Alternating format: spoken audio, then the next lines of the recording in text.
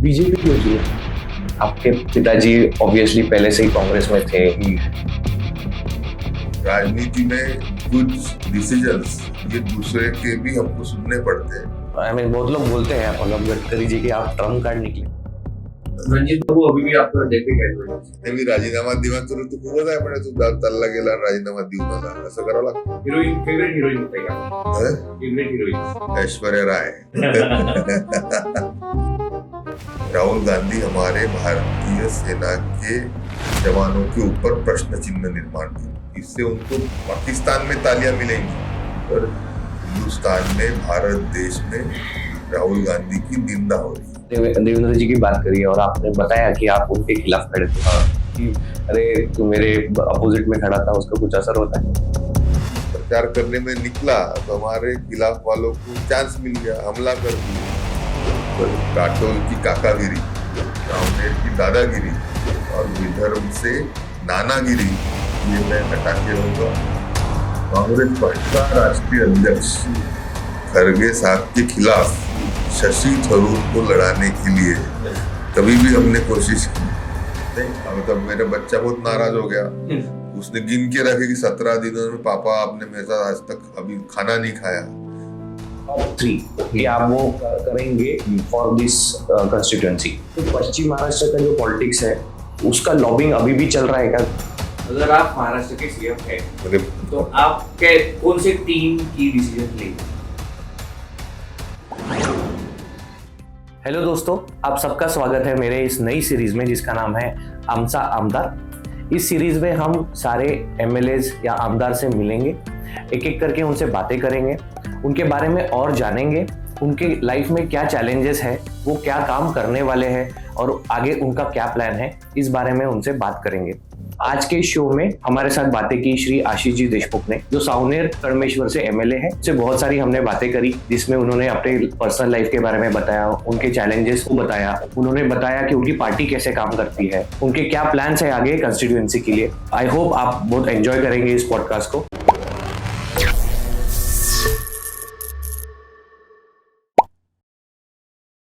नमस्कार.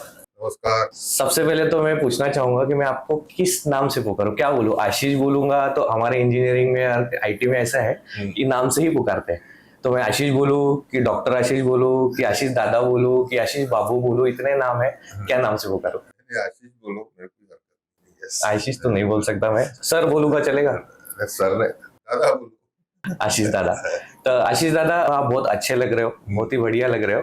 टेलर कौन सा है आपका? कहाँ से सिलवाते हो? कपड़े सिलाने का काम, कपड़े लेने का काम, ये सब मेरी अर्धांगिनी देखती है और मुझे लगता है उसकी चॉइस मेरे से अच्छी है और इसलिए सब मैं उनके ऊपर छोड़ता हूँ. ऐसा कोई पर्टिकुलर टेलर नहीं है. तो आपका चॉइस ही नहीं है, मतलब वो बोलेंगे वो पहना है?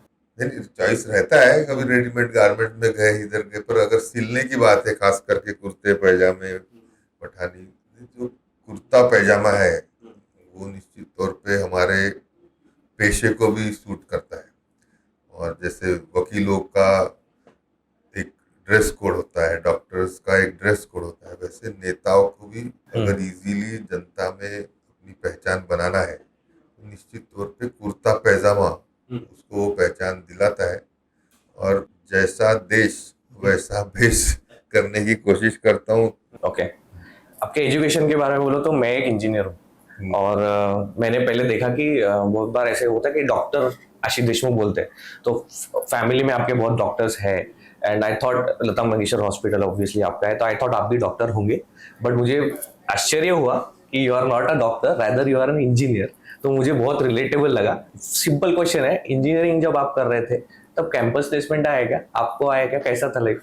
देखिए, एक तो इंडस्ट्रियल इंजीनियरिंग किया, वो भी रामदेव बाबा इंजीनियरिंग कॉलेज से किया. तो जो रामदेव बाबा के लड़के होते हैं उनको निश्चित तौर पे बाकी के इंजीनियरिंग कॉलेज से ज़्यादा मेहनत करना पड़ता है, ज़्यादा क्लासेस अटेंड करना पड़ता है, ज़्यादा प्रैक्टिकल्स अटेंड करना पड़ता है और अटेंडेंस के ऊपर खास पैनी नज़र तभी के हमारे प्रिंसिपल कायंदे सर की रहती थी. तो बंक वगैरह का कोई चांस ही नहीं था. कैसी थी आपकी और वैसे भी मेरा स्कूल लाइफ ये सोमलवार में गया है. हालांकि मैं 2-3 साल मिलिट्री स्कूल में भी था, पर खास करके पढ़ाई पे ज़्यादा तवज्जो देने का काम हमारे घर में हुआ है. हमारे पिताजी भी इंजीनियर उस जमाने के थे, तो हमारे को ये पता था कि हमको पढ़ना है। तो इंजीनियरिंग हमने किया, इंडस्ट्रियल इंजीनियरिंग किया, उसके बाद एमबीए किया, और एमबीए के बाद पीएचडी करने की वजह से मैं डॉक्टर लगाता हूँ।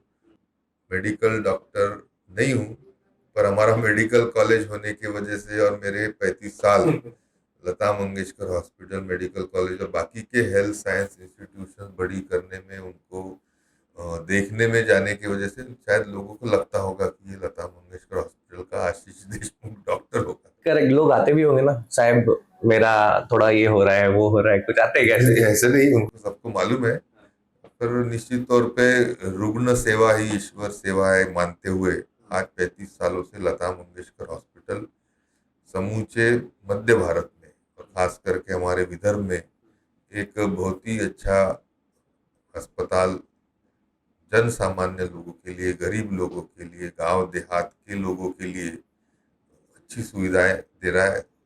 उसका हमको निश्चित तौर पे गर्व है। तो फेमस थे क्या कॉलेज में? कॉलेज में तो सब जानते होंगे, रंजीत देशमुख के लड़के हैं, एक ऐसा सेलिब्रिटी फील आता होगा ना कॉलेज में ऐसा? नहीं, बिल्कुल नहीं। हम कोशिश पूरी करते थे कि डाउन टू अर्थ रहे। नहीं, सच सच बताओ, ऐसा नहीं, ये नहीं, हमको ऑनेस्ट आंसर चाहिए। थोड़ा बहुत तो पहचान रहती है हाँ। पिताजी की वजह से, और तभी खास करके हमारे पिताजी एक्टिव पॉलिटिक्स में थे, मिनिस्टर में थे। पर ऐसे कोई अंगार कहीं हमने कुछ किए हो कुछ ऐसी तो बात किस्सा नहीं बताओ, है। कॉलेज का कोई किस्सा तो होगा, योर डेज का कुछ तो किस्सा बताओ। किस्सा किस्से तो बहुत होते हैं। जो सोशल गैदरिंग्स है उसमें मस्ती करना है, डांस करना है। खास करके कभी स्कूल टाइम में हमको चमाट भी पड़ी हमारे मैडम की ओर से, तो कहीं ना कहीं कुछ गलतियां हो जाती है, कि मस्ती हो जाती है, और वो उम्र ही रहती है थोड़ी सी हंसी मजाक मस्ती करते हुए पढ़ाई के ऊपर भी अपना ध्यान देने की हमने कोशिश की। तब सोचा था क्या जब आप इंजीनियरिंग कर रहे थे कि मैं पॉलिटिक्स में जाऊंगा, कुछ करूंगा? ये कब आया आपके माइंड में कि मैं I should go into politics, या आई शुड स्टार्ट, कब स्टार्ट किया आपने? पढ़ाई सबसे पहले होनी चाहिए, ये घर का और खास करके हमारे पिताजी का कड़क फरमान रहता था। पिताजी मिनिस्टर हो गए, प्रदेश के अध्यक्ष होने की वजह से जो कार्यकर्ता है, जो उनके सब पास के करीबी लोग हैं, उनसे मिलना, उनकी सब तकलीफें समझ लेना, उसमें से कुछ ना कुछ रास्ता निकालने की कोशिश करना। पर ऐसा स्कूल में या कॉलेज में रहते हुए पॉलिटिक्स में मैं आऊंगा ऐसा मुझे बिल्कुल भी लगा नहीं था। ये तो जो परिस्थितियां बनी, तो 2009 में मुझे चुनाव लड़ने का पहला मौका मिला, वो भी सावनेर विधानसभा क्षेत्र से मिलना। काफी थोड़े वोटों से तभी मैं हारा था, और 14 में मैं चुन के आया। 19 में मुख्यमंत्री के खिलाफ ही मेरी लड़ाई थी, और वापस 24 में भारी मतों से सावनेर विधानसभा की जनता ने मुझे उनका नुमाइंदा चुना है। और पुरजोर कोशिश यही है कि उनकी सेवा और उनके विकास के लिए मैं कुछ तो भी कारगर कर पाऊँ। तो आपने जैसे बोला 2009 में आपने स्टार्ट किया ना, बीजेपी क्यों चुनी?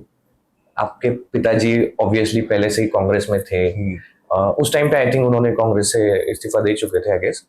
इस्तीफा नहीं दिया था, पर ठीक है, जो भी परिस्थितियां बनी उसमें गडकरी साहब ने खुद होके मुझे सावनेर विधानसभा की नुमाइंदगी बीजेपी से दी, और खास करके एक राष्ट्रवाद की भूमिका लेके चलने वाली भारतीय जनता पार्टी।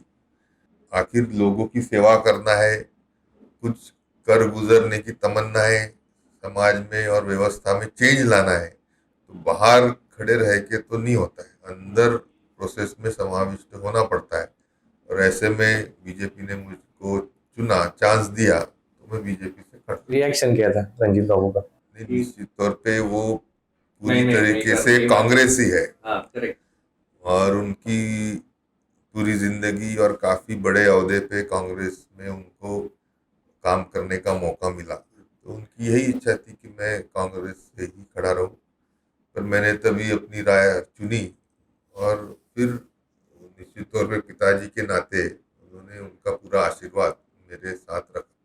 पसंद नहीं आया तो सीधा डिसीजन ले लेते हो कि नहीं, मुझे नहीं लगता कि बीजेपी सही काम कर रही है, तो आपने इस्तीफा दे दिया उस टाइम पे, है ना, और बोला कि विदर्भ का कुछ सही नहीं हो रहा है, वहां पे भी डिसीजन लिया। और आई थिंक ये क्वालिटी आपको रंजीत बाबू से भी आ रही होगी, और आप उसी कदमों पे चल रहे हो, मुझे दिख रहा है कि तभी भी आपको जो नहीं लगा सही, सीधा बोल दिया नहीं करूंगा, छोड़ दिया। इंसान ने अपनी भूमिका रखनी चाहिए, और जो हिपोक्रेसी है उससे दूर हटते हुए अगर लोगों के लिए हमने कुछ बोला है, कुछ कबूल किया है, तो उसको पूरी प्रामाणिकता के साथ आगे ले जाने की कोशिश करते हुए अगर कोई भूमिका लेनी पड़ती है तो निश्चित तौर पे मैंने ली है, और उस भूमिका के साथ पुरजोर तरीके से खड़े रह के शायद उसका भुगतान भी हमको भुगतना ये पड़ा होगा, फिर उसकी परवाह न करते हुए लोगों के लिए, जनता के लिए और सही इश्यूज के लिए भूमिका ली है। आगे भी अगर जरूरत पड़ी तो निश्चित तौर पे लोगों के हित में भूमिका लेने। आपके कंस्टिट्यूंसी में मैं गया हूँ, 2-3 सवाल वहां से भी आए कि 2009 में आप सिर्फ अराउंड 4000 वोट से हार गए। 2700 से, हाँ 2700, 4000 नहीं, 2700 से हारे।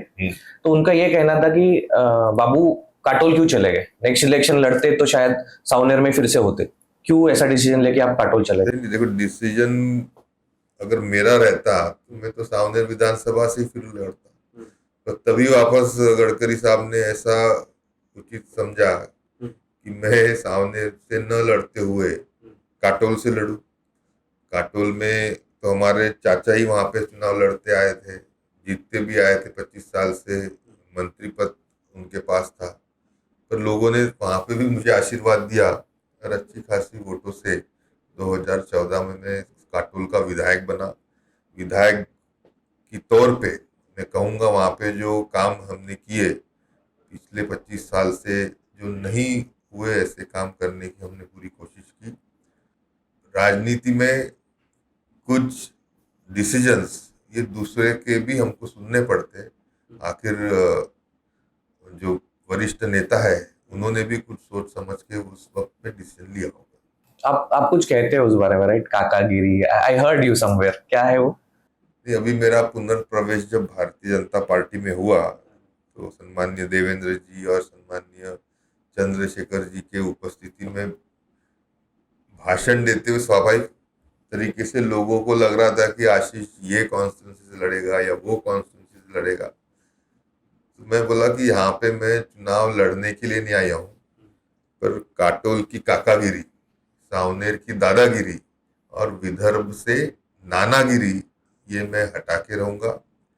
हमने ओबीसी मोर्चा के प्रभारी के तौर पे समूचे विदर्भ में भारतीय जनता पार्टी की आवाज़ बुलंद की, काटोल में हो, सावनेर में हो, मेहनत की, और 2024 के विधानसभा चुनाव में आप पाएंगे कि काटोल से काकागिरी खत्म हुई, सावनेर से दादागिरी खत्म हुई, और विदर्भ में जो कांग्रेस की परिस्थिति बनी, निश्चित तौर पे नानागिरी भी काफी बड़े पैमाने पे विदर्भ से खत्म आज हुई आपको पाएंगे। नेक्स्ट क्या है?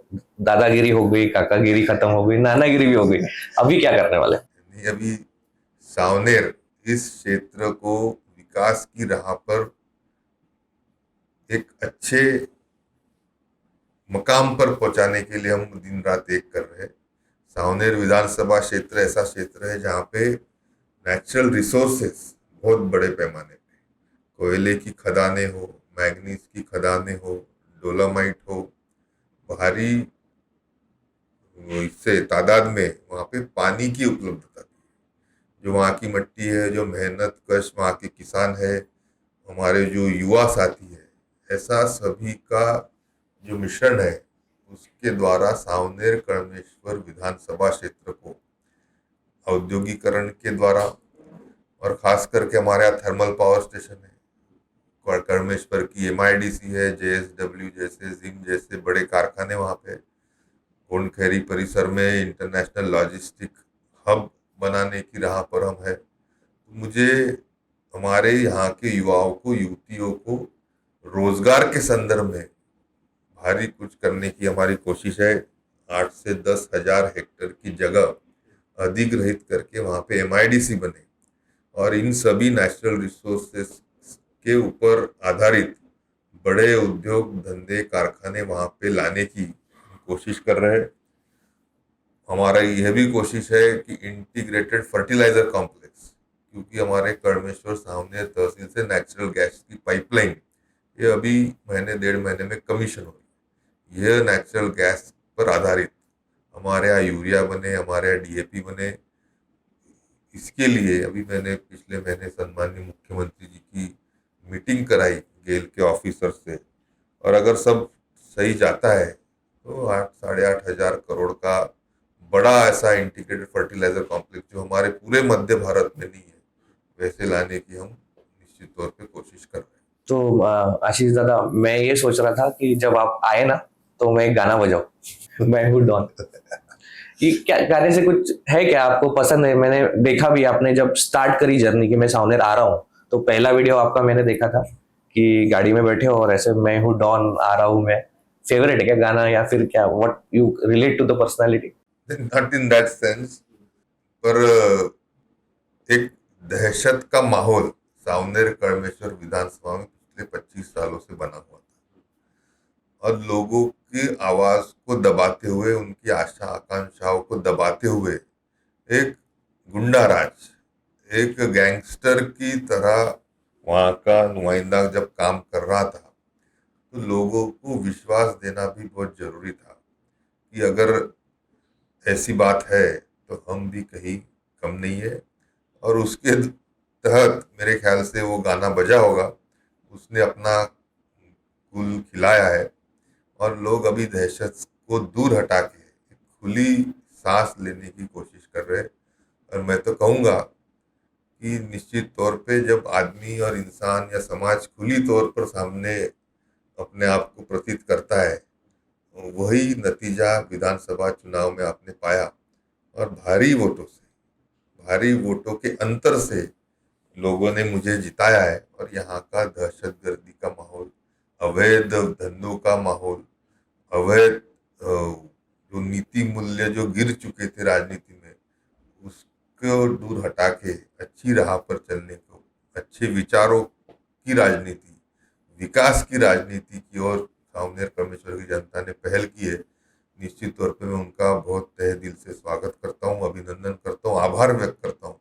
और जो विश्वास इस चुनाव के माध्यम से मुझ पे लोगों ने डाला है, उस विश्वास को कहीं भी ठेस न पहुंचाते हुए ऐसा काम करके दिखाऊंगा कि आने वाले कुछ सालों में सावनेर कड़मेश्वर विधानसभा क्षेत्र सिर्फ नागपुर जिले का नहीं तो महाराष्ट्र का 1 नंबर का विधानसभा क्षेत्र निश्चित तौर पे करके दिखाऊंगा। आप इतने भारी मतों से जीते, ठीक है।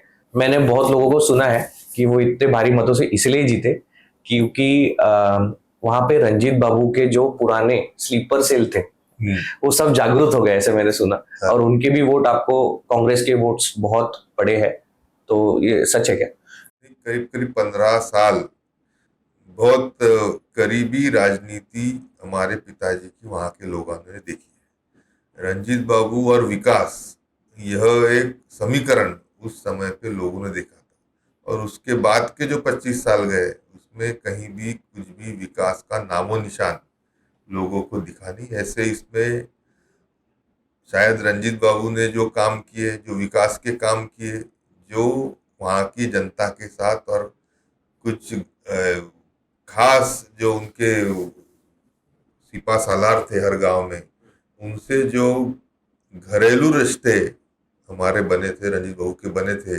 वह सब काम आए। और यही सब स्लीपर सेल निश्चित तौर पे मेरे इस चुनाव में मील का पत्थर साबित हुए, और उन्हीं के आशीर्वाद से, उन्हीं की मेहनत से आज हर गांव में मुझे बढ़ोतरी है। खास करके आप पाएंगे कि पाटन सौंगी जैसे गांव में मुझे 1200 वोटों से लोगों ने आगे रखा है, वहाँ का लोकल कैंडिडेट हो। सभी गांवों में मैं अगर आगे रहा तो बीजेपी के साथ रंजीत बाबू को मानने वाला जो गुट था, उन्होंने भी कारगर कोशिश चुनाव में निश्चित तौर पे की। आपका स्टाइल बहुत फेमस हुआ इस इलेक्शन में, मैंने देखा था साउंडर कंस्टिट्यूएंसी से जो खबरें आ रही थी कि आप बिंदास ऐसे लोगों के सामने बिंदास जा रहे थे, ऐसे कर रहे थे, ऐसे कर रहे थे। देन आई मीन वो फीलिंग लोगों को आ रहा था कि there is someone who is going to change our lifes. तो ऐसा क्या था आपने अपने स्टाइल में, मुझे नहीं लगता काटोल में ऐसा स्टाइल था आपका। साउनेर में इस वाले इलेक्शन में थोड़ा स्टाइल चेंज हुआ है। जो ओवरवेलमिंग रिस्पांस लोगों का था वो तो समझता है ना, जो प्यार, जो एक कनेक्शन लोग बनाने की कोशिश कर रहे थे, वो मुझे पुरजोर तरीके से महसूस हो रही थी। और निश्चित तौर पे उससे इंसान का मेरा कॉन्फिडेंस बढ़ा। और जो आप कहते हो कि जो स्टाइल है या जो एक तरीका था, वो निश्चित तौर पे अलग था बाकी के कैंडिडेट्स में या बाकी के कॉन्स्टिट्यूंसीज में जो नहीं देखा होगा शायद हमको यहाँ पे देखने को मिला। पर जो स्ट्रांग कनेक्ट लोग कर रहे थे, उसका एक आत्मविश्वास, उसका एक विश्वास निश्चित तौर पे मेरे मन में था। और वो विश्वास खास करके जो सपोर्ट था उसके भरोसे पे निश्चित तौर पे था और है। ऐसा स्टाइल नहीं, आपके स्टाइल में चेंज देखा मैंने। मतलब आप ऐसा था कि अगर अपोनेंट आपके थोड़े से उस वे में बात कर रहे थे तो आप उसके नेक्स्ट लेवल बात कर रहे थे, राइट? तो लोगों को शायद उस चीज से हेल्प हुई क्या? वो स्टाइल चेंज से कुछ हुआ क्या? देखिए, उनकी जो ये थी शैली थी, वो आवाज और इंसान को दबा के चलने की थी। तो लोगों में उसको फाड़ के बाहर निकलने की एक जो तीव्र इच्छा थी, वो मुझे प्रतीत हो रही थी। और उसके लिए उनको विश्वास दिलाने के लिए, उनके प्यार को, उनके सपोर्ट को दर्शाने के लिए हमने कोशिश की। और मेरे को पूरा जो कॉन्फिडेंस था पहले दिन से, फर्स्ट डे जब मैंने फॉर्म भरने से पहले, एक दिन पहले रात को मेरा 12:30 का SMS है हमारे वरिष्ठ पार्टी नेता को कि मैं जीत रहा हूं, आप चिंता न करें। तो जब भी मैं सावनेर जाता था, एक भारी कनेक्शन बोलो, एक भारी सपोर्ट, एक भारी समर्थन, और खास करके युवा पीढ़ी में, युवाओं में ये खुल करके मुझे दिखता था। और उसके भरोसे पे मुझे पूरा यकीन था कि मैं चुन के आने वाला हूँ। जो डरे दबे कुचले हुए लोग इतने सालों से थे, उनमें विश्वास जागृत करने के लिए शायद मेरी स्टाइल निश्चित तौर पे अपना कमाल कर गई। राइट। नहीं, आप आई मीन बहुत लोग बोलते हैं आपके कंस्टिट्यूशन में you are a trump card. मतलब गडकरी जी के आप ट्रम्प कार्ड निकले वहाँ पे ग्रामीण में कि आप, उन्होंने आपको उधर भेजा, वहाँ पे भी विन करके आए, इधर भेजा ताकि आपके जो अपोनेंट है ही वाज ट्राइंग इन, वो हिंगना में भी ट्राई कर रहे थे, रामटेक भी कवर कर रहे थे। आप इधर आने से उनको भी मेहनत करनी पड़ी अपने कंस्टिट्यूंसी में, नहीं तो वो तो स्ट्रेट विनर थे, ऐसा बोला जाता है। तो क्या ये सच है? नहीं, अभी ऐसा नहीं, हर एक जो नुमाइंदा जो रहता है, उसका उसके क्षेत्र में तो प्रभाव पड़ता ही है। उसके अलावा भारतीय जनता पार्टी हो, सभी एक एक लहर चलती है चुनाव में। और ये लहर बनाने के लिए हर एक जो नुमाइंदा है, हर एक जो कैंडिडेट है, उसका फर्क पूरे जिले में पड़ता है, ऐसे मैंने पाया है। तो शायद मेरे टिकट की वजह से सब जगह एक पॉजिटिव मैसेज गया हो। और आज परिस्थिति ऐसी है कि हमारे विपक्षी पार्टी जो है, उसके पास एक ही विधायक नागपुर ग्रामीण से वो चुन के ला सके। बाकी पूरी तरीके से दुकान उनकी साफ नजर आती है। पुरजोर तरीके से लोगों ने मोदी जी को, देवेंद्र जी को और हमारे को चुना है। और विकास करने की जो पहल देवेंद्र जी ने महायुति सरकार के द्वारा आज समूचे राज्य में की है, एक नई गति महाराष्ट्र के विकास में हम पाते हैं। आप अगर बम्बई जाते हो तो कोस्टल रोड हो, समृद्धि मार्ग के माध्यम से विदर्भ मराठवाड़ा जैसे पिछले इलाकों को मुख्य धारा में लाने का काम हो। आज फॉरेन डायरेक्ट इन्वेस्टमेंट के जो फिगर्स कल ही आए हैं, हर राज्य जो देश का है वो हमारे से बहुत भारी पैमाने पे पीछे है। उसके तहत मैन्युफैक्चरिंग के तहत, सर्विस इंडस्ट्री के तहत, खास करके युवाओं को रोजगार की अपॉर्चुनिटी ये बड़े पैमाने पे मिलती हुए हम पा रहे। आज हमारे विदर्भ का किसान जो कि तकलीफ में रहता है, उनमें हरित क्रांति, वैन गंगा, नल गंगा जो प्रोजेक्ट भारतीय जनता पार्टी की महायुति की सरकार आज लाने जा रही है, वो पूरा गेम चेंजर निश्चित तौर पे विदर्भ के किसानी के क्षेत्र को करके रख देगा। जो पर कैपिटा इनकम किसानों का आज है और वैन गंगा, नल गंगा रिवर लिंकिंग प्रोजेक्ट होने के बाद जो होगा, मैं तो कहूँगा कि पश्चिम महाराष्ट्र के किसानों की पर कैपिटा इनकम से कहीं ज़्यादा हमारे किसानों की पर कैपिटा इनकम हो सकती है। एक समृद्धि की ओर ले जाने का काम खास करके विदर्भ क्षेत्र को देवेंद्र जी के नेतृत्व में होता हुआ हम पा रहे हैं। तो मेरा उसके ऊपर एक सागर खापरे अरे बाप रे क्वेश्चन आएगा। वो ये है कि मुझे पता है कि आपने बीजेपी से जब आप काटोल से आमदार थे, आपने अपने सीट से इस्तीफा दिया।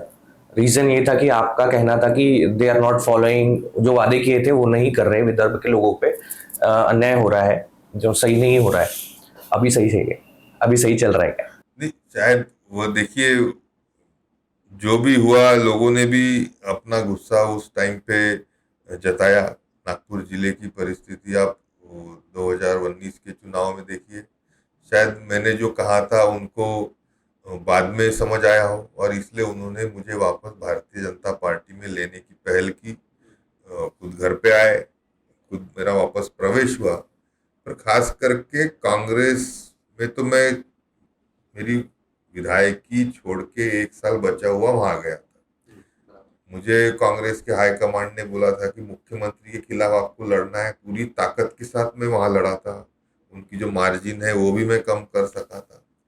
पर कांग्रेस में अभी कुछ दम बचा है ऐसी परिस्थिति नहीं है। खास करके राहुल गांधी के पास नेतृत्व जाने के बाद उनमें और उनके नेतृत्व गुणों में जो कमी है वह आज कांग्रेस को इस कगार पे ले आई है कि हर राज्य में कांग्रेस अभी खत्म होते हुए आप पा रहे हो। महाराष्ट्र के विधानसभा की आप परिस्थिति देखिए, सिर्फ 288 जगहों में से 5.5% सीटें वो केवल चुन के ला सके। यह दयनीय परिस्थिति कांग्रेस ने सुधारने की जरूरत है। आखिर किसी भी लोकतंत्र में प्रभावी विपक्ष होना ये निश्चित तौर पे जरूरी है। यह भूमिका अगर कांग्रेस को निभानी है तो उनको हर स्तर पर अच्छे लोगों के साथ इंटरैक्ट करने की हाईकमांड की इच्छा हो। जो वो गायब रहते हैं, जो वो अपने आप को नेताओं से दूर कर लेते हैं, वो शायद परिस्थिति पहले कांग्रेस में नहीं थी। और अभी सभी जो राष्ट्रवाद का एक निश्चित तौर पे वातावरण समूचे देश में है, ऐसे में राहुल गांधी क्या कर रहे हैं? राहुल गांधी हमारे भारतीय सेना के जवानों के ऊपर प्रश्न चिन्ह निर्माण कर रहे हैं। इससे उनको पाकिस्तान में तालियां मिलेंगी, पर हिंदुस्तान में, भारत देश में राहुल गांधी की निंदा हो रही है। लोग पुरजोर तरीके से ऑपरेशन सिंदूर और भारतीय सेना की हौसला अफजाई चाहते हैं।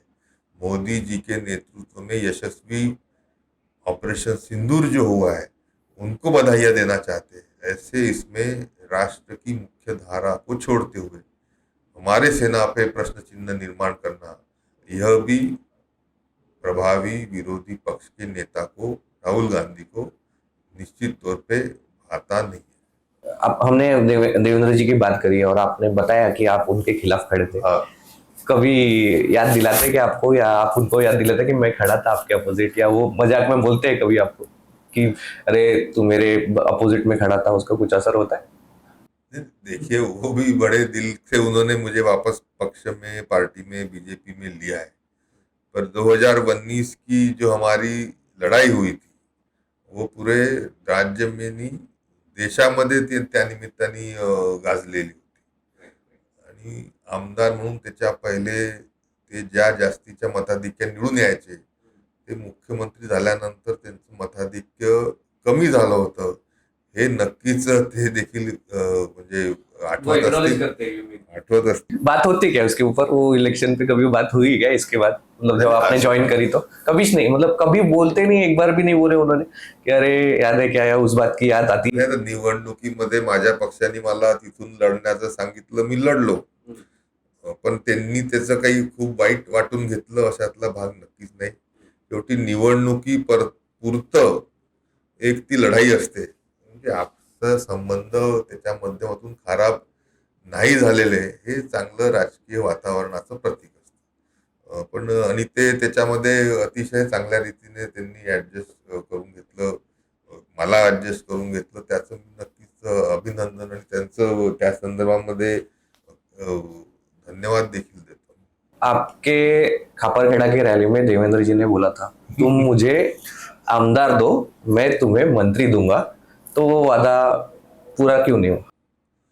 देखिए, अभी महाराष्ट्र सरकार के महायुति सरकार में 3 पार्टियां सम्मिलित है और 237 एमएलए ये रूलिंग पार्टी में 288 में से उनकी पूरी इच्छा जरूर होगी कि आशीष देशमुख को मंत्रिमंडल में लिया जाए, पर जो जगह है मंत्रिमंडल में एकनाथ शिंदे जी की शिवसेना ने अजित पवार के राष्ट्रवादी ने लेके रखी है, उसमें काफी सारे भारतीय जनता पार्टी के विधायकों को मंत्री बनने का जो उनका एक अपॉर्चुनिटी थी वह निश्चित तौर पे नहीं मिली. मुझे यकीन है कि आने वाले कुछ इसमें ऐसे सब लोग जो रुके हुए हैं उनको निश्चित तौर पे न्याय देवेंद्र जी देंगे. तो मैं इसको समझूं कि पॉजिटिवली आप उस बारे में बात करते हो क्या? नहीं, नहीं, उन्होंने खुद होके बोला था. मैंने भी उनको उसके बाद कभी कुछ बोला नहीं. आई थिंक उनकी भी कुछ मजबूरियां रही होगी, तो उसके वजह से शायद वो नहीं ले पाए होंगे. देखते हैं आगे आगे होता है क्या. लाइफ एज अ पॉलिटिशियन बताइए, मतलब मुझे पता है, मैं आपके ऑफिस उस दिन आया था तो इनविटेशन देने आपको, तो मैंने देखा कि कंटिन्यू लोग आ रहे हैं, कुछ ना कुछ निवेदन लेके आ रहे हैं, कुछ क्वेश्चंस. मैंने लड़कों को देखा रिज्यूम लेके बैठे थे कि सर मेरा जॉब का कुछ कर दो. कुछ लोग आए, उन्होंने कुछ कुछ बोला. कंटिन्यू लोग आपको आके मिलते हैं. तो एज अ पॉलिटिशियन आपकी लाइफ कैसे चल रही है, मतलब हाँ, हमें आपके लाइफ, पर्सनल लाइफ के बारे में बताइए. मैं हूँ या कोई भी पॉलिटिशियन है, उनको जो जनता है उनकी जो एक्सपेक्टेशंस है वो पूरी निश्चित तौर पे करने की कोशिश करनी ही पड़ती है. जो विश्वास से हमको चुन के दिया जाता है, वो कार्यकर्ता की, वो गांव के सामान्य इंसान की जो रोजमर्रा की तकलीफ है, जो उनके जिंदगी में हमारी छोटी सी कोशिश की वजह से अगर कुछ बड़ा बदलाव होता है तो अच्छी बात है. अपेक्षाओं की पूर्ति और जनता से जुड़े रहना, यही कोई भी पॉलिटिशियन की बहुत जरूरत होती है. पर एक बात निश्चित है कि भारतीय राजनीति अभी बहुत ज्यादा कॉम्पिटिटिव हो गई है और मैं तो कहूँगा काफी सारी कोशिशें ऐसी भी होती है कि छोटी सी चीज अगर नहीं होती तो उसको बड़ा बना के उसको सोशल मीडिया पर आगे बढ़ रहे हैं. यह सब प्रेशर्स को हमको संभालना ही पड़ता है और दिन रात लोगों के हित में, लोगों के विकास के संदर्भ में जब तक हम रिजल्ट्स नहीं दे पाते तब तक लोग शायद नेताओं को यशस्वी नहीं मानेंगे. इसलिए एक्सपेक्टेशंस होने की वजह से परफॉर्म करने की एक जो शैली है वो हमको बदलते रहते हुए आगे आगे बढ़ना पड़ता है. पर्सनल लाइफ के बारे में बात करते हैं कि आपका जो शेड्यूल है उससे पर्सनल लाइफ हैम्पर होती है क्या आपकी? नहीं, मतलब मेरा बच्चा बहुत नाराज हो गया. उसने गिन के रखे कि 17 दिनों में पापा आपने मेरे साथ आज तक अभी खाना नहीं खाया. तो जो पहले शायद मैं 5 साल विधायक नहीं था तो एक ज्यादा टाइम फैमिली के साथ मिलता था, अभी शायद कुछ कम मिलता हो, पर वो भी समझते हैं उनको भी कॉम्प्रोमाइजेस करने पड़ते हैं, उनको भी सैक्रिफाइसेस करने पड़ते हैं.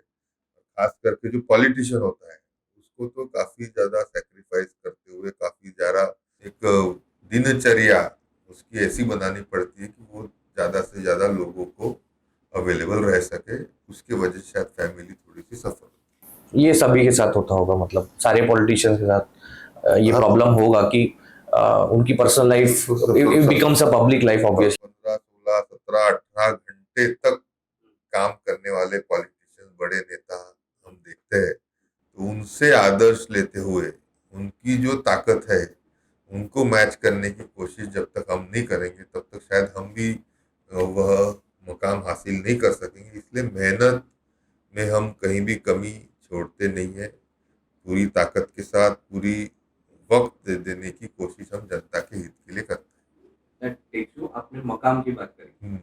What is your goal future?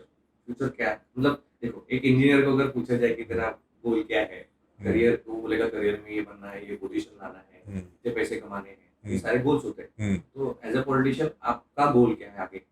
What is your, कौन सा मकाम पाना चाहते हैं? नहीं, गोल देखिए, वो तो राजनीति के हर पड़ाव में हर इंसान जाना चाहता है, पर उसके अहदे का, वो मकाम का हम जनता के लिए क्या फायदा करके दे सकते हैं, हमारे कॉन्स्टिट्यूंसी के लिए क्या फायदा करके दे सकते हैं, यह सबसे बड़ी चीज होती है। और मैं चाहूंगा कि मेरे अलग अलग मकाम की वजह से हमारे यहाँ की जनता लाभान्वित है, उनको विकास के नए आयाम को छूने में हम सफलतापूर्वक कोशिश करें। तो इसलिए I want to make change happen, and that change is what I am aspiring. ये तो हो गया आपका, ये जो आंसर है ये टिपिकल एक पॉलिटिशियन जो आंसर देता है वही हुआ। पर्सनली आपको क्या लगता है, क्या आप, ऐसा लगता है आपको कभी कि मैं सीएम सोच रहे हैं या पीएम बनने की कोशिश, ऐसा कुछ सोच रहे क्या?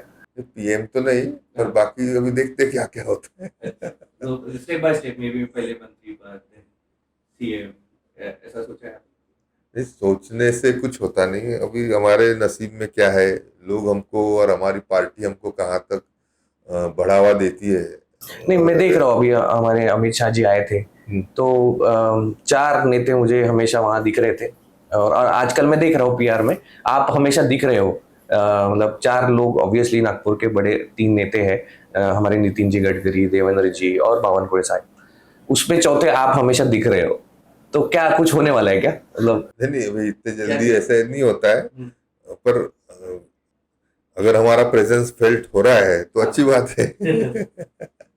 पर्सनल लाइफ में मैंने देखा आप गोल्फ खेलते हो, तो गोल्फ कब शुरू हुआ? आपके वहाँ ट्रॉफी भी देखी मैंने खासदार की, आप गोल्फ विनर हो, हाँ, तो कब खेलते हो गोल्फ, कब सीखे, कुछ बताइए। नहीं, मुझे पहले से सुबह उठने की आदत है, और ऐसे में मॉर्निंग वॉक करने जाना, जॉगिंग करने जाना, तो एक बार हमको सीपी क्लब की रेंज पे गोल्फ खेलते हुए कोई लोग देखे, उन्होंने भी मुझे बुलाया, तो धीरे धीरे गोल्फ खेलने की एक आदत सी अभी मुझे पड़ी हुई है। निश्चित तौर पे सुबह के 2 घंटे गोल्फ खेलने में जाता हूँ रोज? हाँ, और रात में अगर बहुत ही लेट होगा तो शायद नहीं उठ पाता, पर अभी सुबह का 5:40 का टी ऑफ है, तो काफी टाइम सुबह का ये मैं गोल्फ खेलते हुए बिताता हूँ। और गोल्फ ऐसा गेम है कि जो काफी क्लासी है ये। क्लासेस ज्यादा है, वो थोड़ा मेंटल और फिजिकल फिटनेस, या खास करके मैं पाता हूँ कि काफी उम्र के लोग ये आखिर तक अपना ये गेम खेल सकते हैं। तो बाकी हम कुछ विगरस गेम खेले तो शायद वो बीच में छूट जाता है, पर ये game keeps you fit to some extent, और आप आखिर तक शायद इसे खेल सकते हो। तो एक रूटीन दिन जिंदगी में गोल्फ का बन गया। घर पे आप मतलब हृदय और जिगर है, तो उनकी कुछ स्टोरी बताइए। नाम कैसे रखा आपने, बहुत ही बढ़िया नाम है, हृदय एंड जिगर। नहीं, मेरा नाम आशीष है। तो हमारी जब शादी हुई तो मेरे वाइफ का नाम हमने आयुषी रखा, तो थोड़ा सिमिलैरिटी दोनों नामों में थी। तो पहला लड़का हुआ तो ऋतिक रोशन बहुत फेमस था तभी, तो उसको रिजेम्बलिंग और दिल के करीब था, तो हृदय नाम रखा। 5 साल बाद जब जिगर हुआ, तभी कॉमनवेल्थ गेम्स चल रहे थे,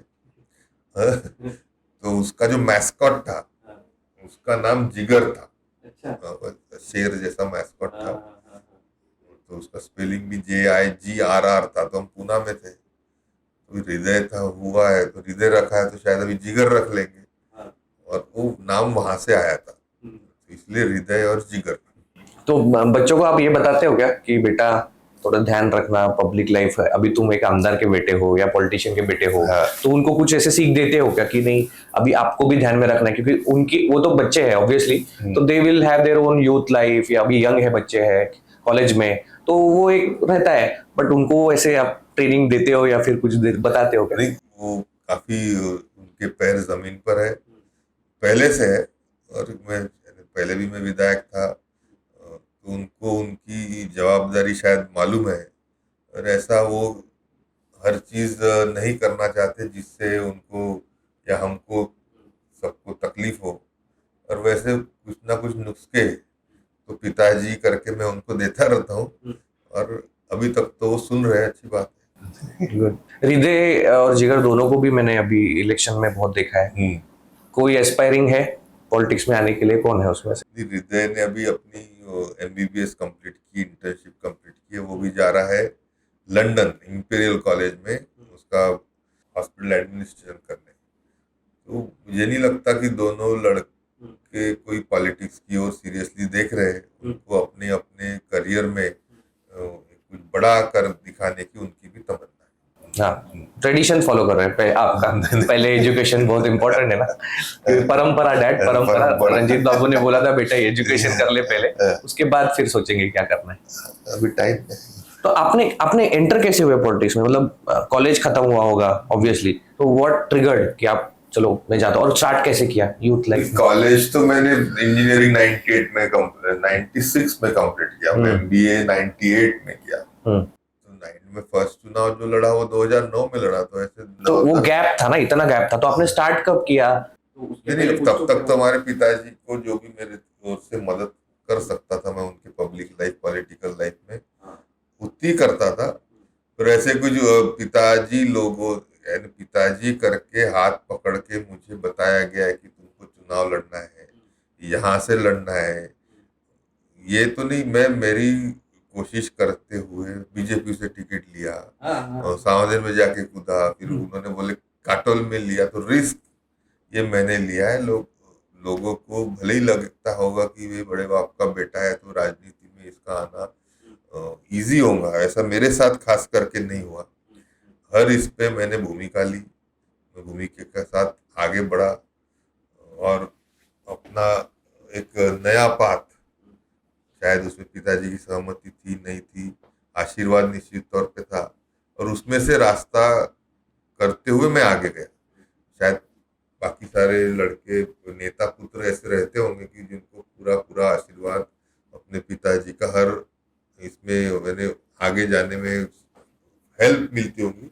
मेरे साथ आशीर्वाद निश्चित तौर पे था भी, पर मैंने अपनी राह बनाई है, ऐसा मैं कहूँ। हॉबीज क्या क्या है? मैंने आपको देखा है कार चलाते हुए, गोल्फ खेलते हो, अब एक वीडियो में मैंने देखा था कि आप पियानो बजा रहे थे, वही नहीं गाना गा रहे थे, और क्या क्या है, मतलब आपके हॉबीज क्या है वो बताइए, और क्या क्या करते हैं आप? नहीं, ऐसे नहीं। अभी हॉबीज के तौर पे तो कुछ ना कुछ तो शौक इंसान को रहना भी चाहिए, तो कभी कभार गा लेते हैं। गाड़ियों का जो आप बोल रहे हो, खास करके शौक मेरे छोटे लड़के का है, तो वो कुछ ना कुछ नया गाड़ी में करने की कोशिश करता है, तो हम उसके साथ चला लेते हैं। तो चलाते हो 200 की स्पीड से चलाई आपने, वो वीडियो वायरल भी हुआ था। समृद्धि महामार्ग जब इनॉग्रेशन होने का था, मेरी नई नई गाड़ी आई थी, तो हमने भगाई थी। उसके बाद जब पता चला कि समृद्धि पे एक्सीडेंट्स हो रहे हैं, तो वो भी सब बंद हो गया। कितनी कार है आपके पास?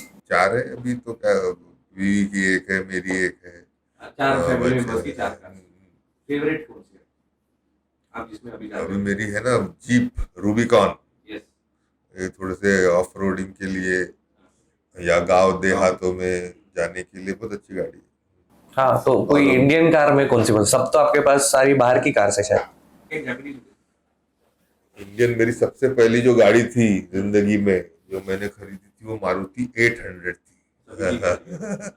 800, उसके बाद जेन ली थी, वो भी अभी मारुति की सचिन ने भी जब ली थी तो कितनी फेमस थी वो। 800, हाँ, पुरानी वाली। तो गाड़ियों का शौक है, मैंने देखा वीडियोस में ऐसे विली विली मार रहे हो कहीं तो, मतलब गाड़ी का ड्रिफ्टिंग कर रहे हो, क्या है कि मतलब आपको मजा आता है? मतलब छोटा बच्चा मेरा बहुत चलाता है, तो मेरे को बोलता पापा ऐसे करो, तो उस दिन मैंने भी करके देखा, तो ठीक है। अगर लड़के बड़े हो रहे तो हमको उसके फायदा होता है थोड़ा बहुत, क्या नया चल रहा है।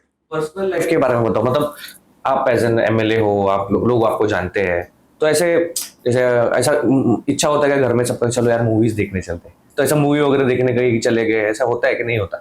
नहीं जाते ना मूवीज, वो मुंबई वगैरह में रहे तो चुपचाप के चले तो जाते। उधर जाके जाते हो नागपुर नहीं, में? यहाँ पे भी जाते हैं। अभी उस दिन देखे हमने जाके इटर्निटी मॉल में मूवी, ठीक है, वो लोग पहचानते हैं। थिएटर बुक कर लेते हो? मैंने कहा कि सबके साथ जाके बैठ के देखते हैं। तो वो चलता है, उधर सिक्योरिटी कुछ प्रॉब्लम नहीं है सब? नहीं, सिक्योरिटी को वगैरह काय को ले जाना वहाँ पे, अच्छा, लोगों से। यू मीन टू से आप ऐसे जनरल पब्लिक से चले जाते हो, मूवीज देखते हो? हाँ, ऑलवेज। एक क्वेश्चन मेरे को ये पूछना है कि जैसे सबकी जनरल लाइफ है, ठीक है, जब आम आदमी का देखोगे ना तो घर पे बीवी ताने देती है, कुछ तो बोलती है, तुम मुझे टाइम नहीं देते हो, ये नहीं करते हो, तो वही नहीं ऐसा कुछ बोलते हैं आपको? निश्चित थोड़ा बहुत ऐसे होता है, पर वो मेरे हर इसमें काफी सारी मदद करने की पूरी तरीके से कोशिश करती थी। आज मेरे चुनाव में भी उसने अच्छा प्रचार पुरजोर तरीके से किया, खास करके हमारे खिलाफ महिला उम्मीदवार थी, तो ऐसे में उसकी भूमिका महिला के तौर पे अच्छी तरीके से निभाई गई। बाकी घर में तो जो जरूरी होता है, खास करके बड़े डिसीजंस में भी उसकी सलाह, ये तो आज तक तो फायदे की ये रही तो आप है। तारीफ ही कर रहे हो, वो पता है ये वीडियो नहीं, बाकी देखेंगे तो इसलिए कर रहे हो क्या तारीफ की वीडियो नोक देखेंगे? जोक ताने मारना दोनों तरफ से होता है। तो वो चलते रहता है, that is part of life. Same है, मतलब वही मैं अपने ऑडियंस को बताना चाहता हूँ कि एज अ पॉलिटिशियन आपकी लाइफ क्या, मतलब एज अ पॉलिटिशियन एक एमएलए की लाइफ भी तो होती है, तो लोग कंटिन्यू आपके पास आ रहे, कभी ऐसा लगता है कि यार क्या है ये, चल 5-10 दिन का ब्रेक लेता हूँ, मैं कुछ नहीं करूँगा। गए थे अभी वो छुट्टी में जाके आए, टर्की तो जाना पड़ता बीच बीच में, थोड़ा चेंज होना भी जरूरी रहता। तो ऐसा वैताग, म्हणजे मराठी में आम्ही म्हणतो वैताग नाही येत कधी कधी, दिनभर इतने फंक्शन ये वो, मैं देखा हूँ इतने रोज वीडियोस आते हैं आपके, यहाँ जा रहे हो। अच्छा लगता है, इसलिए हमने वो राह चुनी है, तो हमको उसके लिए सैक्रिफाइसेस या उसके लिए जो करना जरूरी है वो करना पड़ता है। आपने आपकी जर्नी में मैंने देखा कि स्टार्टिंग में आपने विदर्भ वेगळा झाला पाहिजे इसके ऊपर बहुत किया है, उपोषण पे भी बैठे थे, तो आप क्या कहना है, अभी क्या कहना है आपका, कि अभी स्टिल यू वांट? नाही, म्हणून तर तोही एक जो मी भारतीय जनता पार्टीत गेलो, नक्कीच लहान छोटे राज्यों की पक्षधर भारतीय जनता पार्टी निश्चित तौर पर रहेगी।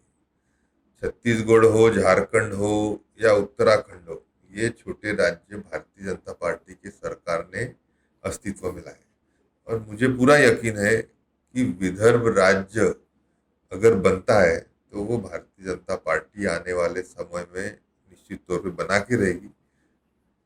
वो समय कब आएगा इसकी प्रतीक्षा हम जरूर कर रहे हैं। तो आप पुश कर रहे हो क्या उसके लिए, वो आपके एजेंडा में है क्या कि विदर्भ को अलग करो? अभी आप देखेंगे हमारे सब लोग अगर छत्तीसगढ़ जाते हैं, रायपुर जाते हैं, तो विकास को गति अगर छत्तीसगढ़ में आई है, वहाँ की आर्थिक उन्नति का साधन वहाँ का राज्य निश्चित तौर पे साबित हुआ है, और छोटे राज्य होते ज़्यादा अच्छे से प्रशासन काम करता है, सरकार ज़्यादा कारगर साबित होती है। जो उस छोटे राज्य का पोटेंशियल है उसको फुल तरीके से एक्सप्लोर और एक्सप्लॉइट करने का काम भी छोटी राज्य की सरकारें आज करती हुई दिखाई दे रही है। और नागपुर ऐसा शहर है जो करीब करीब 100 साल से ज़्यादा सीपी एंड बेरार जैसे बड़े राज्य का राजधानी का शहर था, तो ऐसे इसमें आज हम पाते हैं कि रायपुर बढ़ रहा है, तेलंगाना जैसा राज्य बड़े पैमाने पे आगे जा रहा है, तो विदर्भ को गति देने का काम और ज्यादा अच्छे तरीके से विदर्भ राज्य बनने से हो सकता पर्सनल सवाल और एक है कि खाना क्या पसंद है आपको? नागपुर में ऑब्वियसली साहू जी फेमस है, है। हाँ, तो वो सब खाते हो क्या आप? ये सब खाते हैं। उमरेड जाके साहूजी खाना हो, घर में भी हमारे सब नॉनवेज बनता है, तो खाने के तो शौकीन है। फेवरेट क्या है आपका? Favourite mutton. और बनाते हो कुछ कुछ रेसिपी? बेसन बना लेता, ऑमलेट बना लेता, अंडा बना लेता, खिचड़ी बना लेता। तो स्पेशल ऐसी कोई डिश है जो आपको बहुत अच्छी, मतलब आपको कोई डिश आती है जो लोगों को नहीं पता हो, ऐसा कोई यूनिक आपके पास है कोई रेसिपी कि यार ये खा के देखो? छोटे बने पे मैं बनाता था, हमारे घर के सामने था कवट का झाड़, तो कवट का अचार या मुरब्बा, ये तभी मेरे को सिखाया था, तो वो अलग था, अच्छा बनता है वो। तो आपका स्लैंग भी मैंने देखा कि जब आप भाषण देते हो तो मराठी इज डिफरेंट। जब मैंने गांव में आपको बहुत लोगों से बात करते देखा तो मग ते आपली मराठी नागपुरी मराठी काय करून राहिला रे, तो ऐसा चेंज करते हो क्या, अपने आप चेंज हो जाता है? चेंज होता है। हिंदी में थोड़ी शायद शैली अलग हुई, मराठी तो अपनी नागपुरी मराठी वैसी है, जैसी रहनी चाहिए या जैसी रहती है आपका सावनेर कणमेश्वर जो विधानसभा क्षेत्र है, उसके लिए आप, मैं आज आपको पूछ रहा हूँ, ऑब्वियसली मैं आपको वापस मिलूंगा अगली बार। यस। टॉप 3 चीजें बताइए, टॉप 3 कि आप वो करेंगे, करने वाले हो फॉर दिस कंस्टिट्यूएंसी।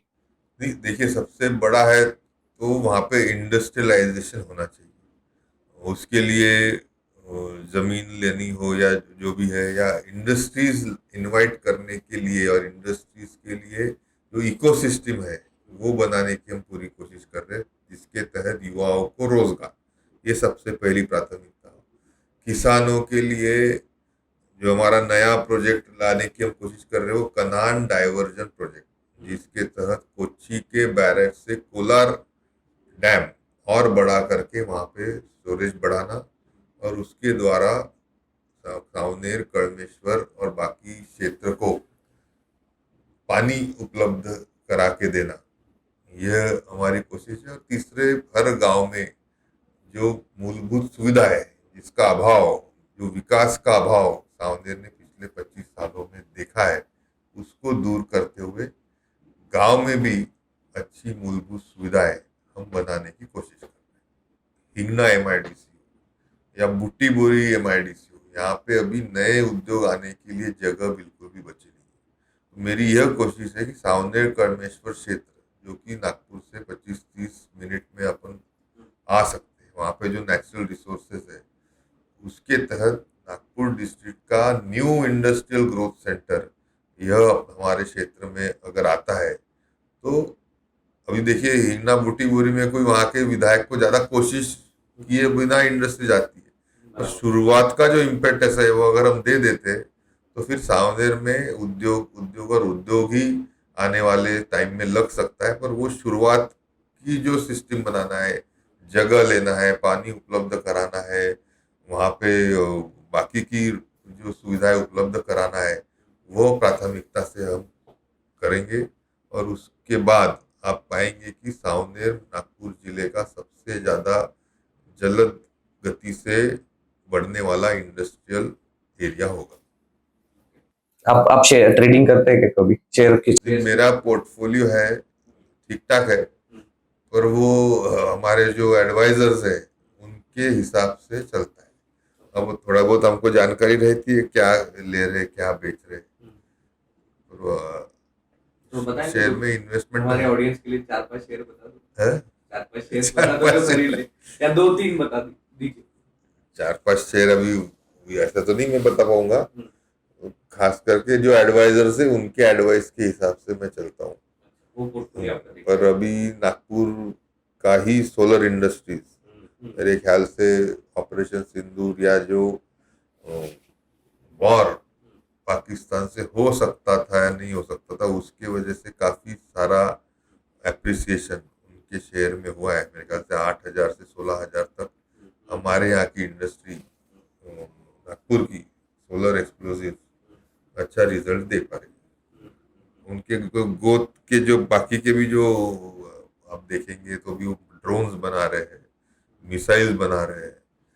तो जो इंडिजीनियस एम्यूनेशन या डिफेंस का जो सपना मोदी जी का था, उसको साकार हमारे यहाँ की नागपुर की सोलर एक्सप्लोजिव्स कर रही है। उसका हमें निश्चित तौर पे उसकी हौसला अफजाई करना चाहिए। आपके पिताजी के टाइम पे भी विदर्भ पे ज्यादा फोकस नहीं था, क्योंकि विदर्भ के ज्यादा बड़े नेता नहीं थे। आई थिंक तब बोलते थे कि यार पश्चिम महाराष्ट्र की लॉबिंग चलती है। तो पश्चिम महाराष्ट्र का जो पॉलिटिक्स है, उसका लॉबिंग अभी भी चल रहा है क्या? विदर्भ पीछे रह गया क्या? अभी रहा? रहा है कि क्या हो रहा है, चेंज हो ये भी गया? देखिए 10 साल में खास करके 2014 के बाद विदर्भ को भारी पैमाने पे देवेंद्र जी फडणवीस के माध्यम से चीफ मिनिस्टर के तौर पे एक महत्व आज हम महाराष्ट्र के राजनीति में पाते हैं। आज देखिए महसूल मंत्री विदर्भ से है। आज इसके पहले भी फाइनेंस मिनिस्ट्री सुधीर मुनगंटीवार जी के पास थी। गडकरी साहब के द्वारा विदर्भ में, महाराष्ट्र में और समूचे देश में जो इंफ्रा का एक नया आप काम देखते हैं, जो बहुत जल्द गति से बढ़ता हुआ है। तो अभी जो डायनामिक्स था वो 70 साल भले ही पश्चिम महाराष्ट्र की ओर झुका हुआ था, अभी विदर्भ के नेताओं का प्राबल्य, प्रभाव ये महाराष्ट्र की राजनीति पे देवेंद्र जी फडणवीस की वजह से आ चुका है। और उसका फायदा विदर्भ को हर विकास के इसमें प्राधान्य निश्चित तौर पे हमारे भूमिपुत्र देवेंद्र जी होने की वजह से मिलता है। तो things have changed. Yes, 360 degree है। ये वुडबॉल देखा है मैंने आपके प्रोफाइल में कि तो वुडबॉल था, इसके बारे में बताइए। आपने मुझे भी जैसे नहीं पूछा पता। कि गोल्फ हाँ। शायद इतना पॉपुलर भले ही ना हो, पर वुडबॉल जो है वो हम पाते हैं कि चाइना हो, ईस्टर्न कंट्रीज हो, उसमें ये पुअर मैन्स गोल्फ है। लकड़े के बॉल से, लकड़े की मैलेट से खेलते हैं। उनके यहाँ के पब्लिक गार्डन में, पब्लिक स्पेस में, स्टेडियम में, कहीं भी आप पाएंगे कि हर उम्र के लड़के, स्कूल से लेके बूढ़े तक, ये वुडबॉल खेलते हैं। पिछले 15-20 सालों से मैं इसका अध्यक्ष हूँ, देश इंडिया का, एशिया का वाइस प्रेसिडेंट हूँ। हमारी कोशिश है कि महाराष्ट्र में भी, इंडिया में खास करके फुटबॉल के खेलने वाले बढ़े। उसके लिए भी हमें 8-10 दिन पहले हमारे मनसुख जी मांडविया जो यूनियन स्पोर्ट्स मिनिस्टर है उनसे मिला। उनके द्वारा मंत्रालय का रिकग्निशन अगर हमको फुटबॉल को मिलता है तो ये फुटबॉल का प्रचार प्रसार हमारे समूचे देश में करने को निश्चित तौर पर मदद होगी। आशीष जी, अभी पंचायत समिति और जिला परिषद के इलेक्शन आ रहे हैं, क्या प्लान है?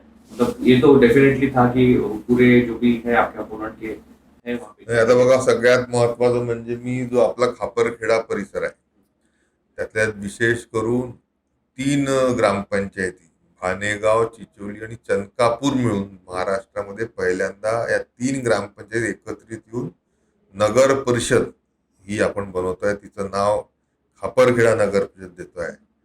त्याचं देखील निवडणूक होणार आहे। ज्या नगर परिषद आहे सावनेर, खापा, कळमेश्वर, मोपा हे आपल्या विधानसभेच्या, त्याच पद्धतीने नागपूर जिल्ह्याच्या नगर परिषदा, नगर पंचायती आणि ग्रामीण राजकारणामध्ये अतिशय महत्व ज्याचं आहे अशा जिल्हा परिषद, पंचायत समितीच्या निवडणुका आता सुप्रीम कोर्टाने बंदी उठवल्यामुळे ऑगस्ट सप्टेंबर मध्ये नक्कीच होणार आहेत। आणि ज्या पद्धतीचं काम आज नागपूर जिल्ह्यामध्ये आपल्या विधानसभेमध्ये होत आहे, मला पूर्ण 100 नाही 1000% खात्री आहे की संपूर्ण जनता ही भारतीय जनता पार्टीच्या पाठीशी खंबीरपणे उभे राहील आणि प्रत्येकच जागी जिल्हा परिषद, पंचायत समिती, नगर परिषदा, महानगरपालिका ही भारतीय जनता पार्टी आणि भारतीय जनता पार्टीच सत्तेमध्ये आलेली आपल्याला दिसेल,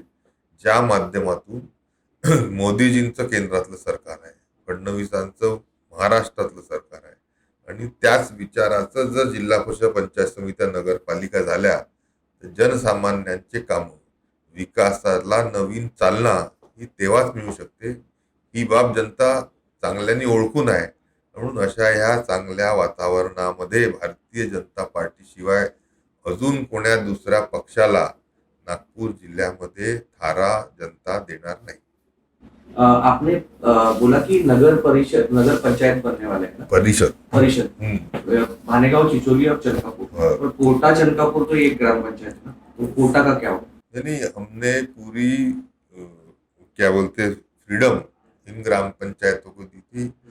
आनंद की बात यह है, चिचोली, भानेगांव और चनकापुर ग्राम पंचायत ने एक मत से यह ठराव पारित करके दिया कि हमको नगर परिषद में समाविष्ट होना है.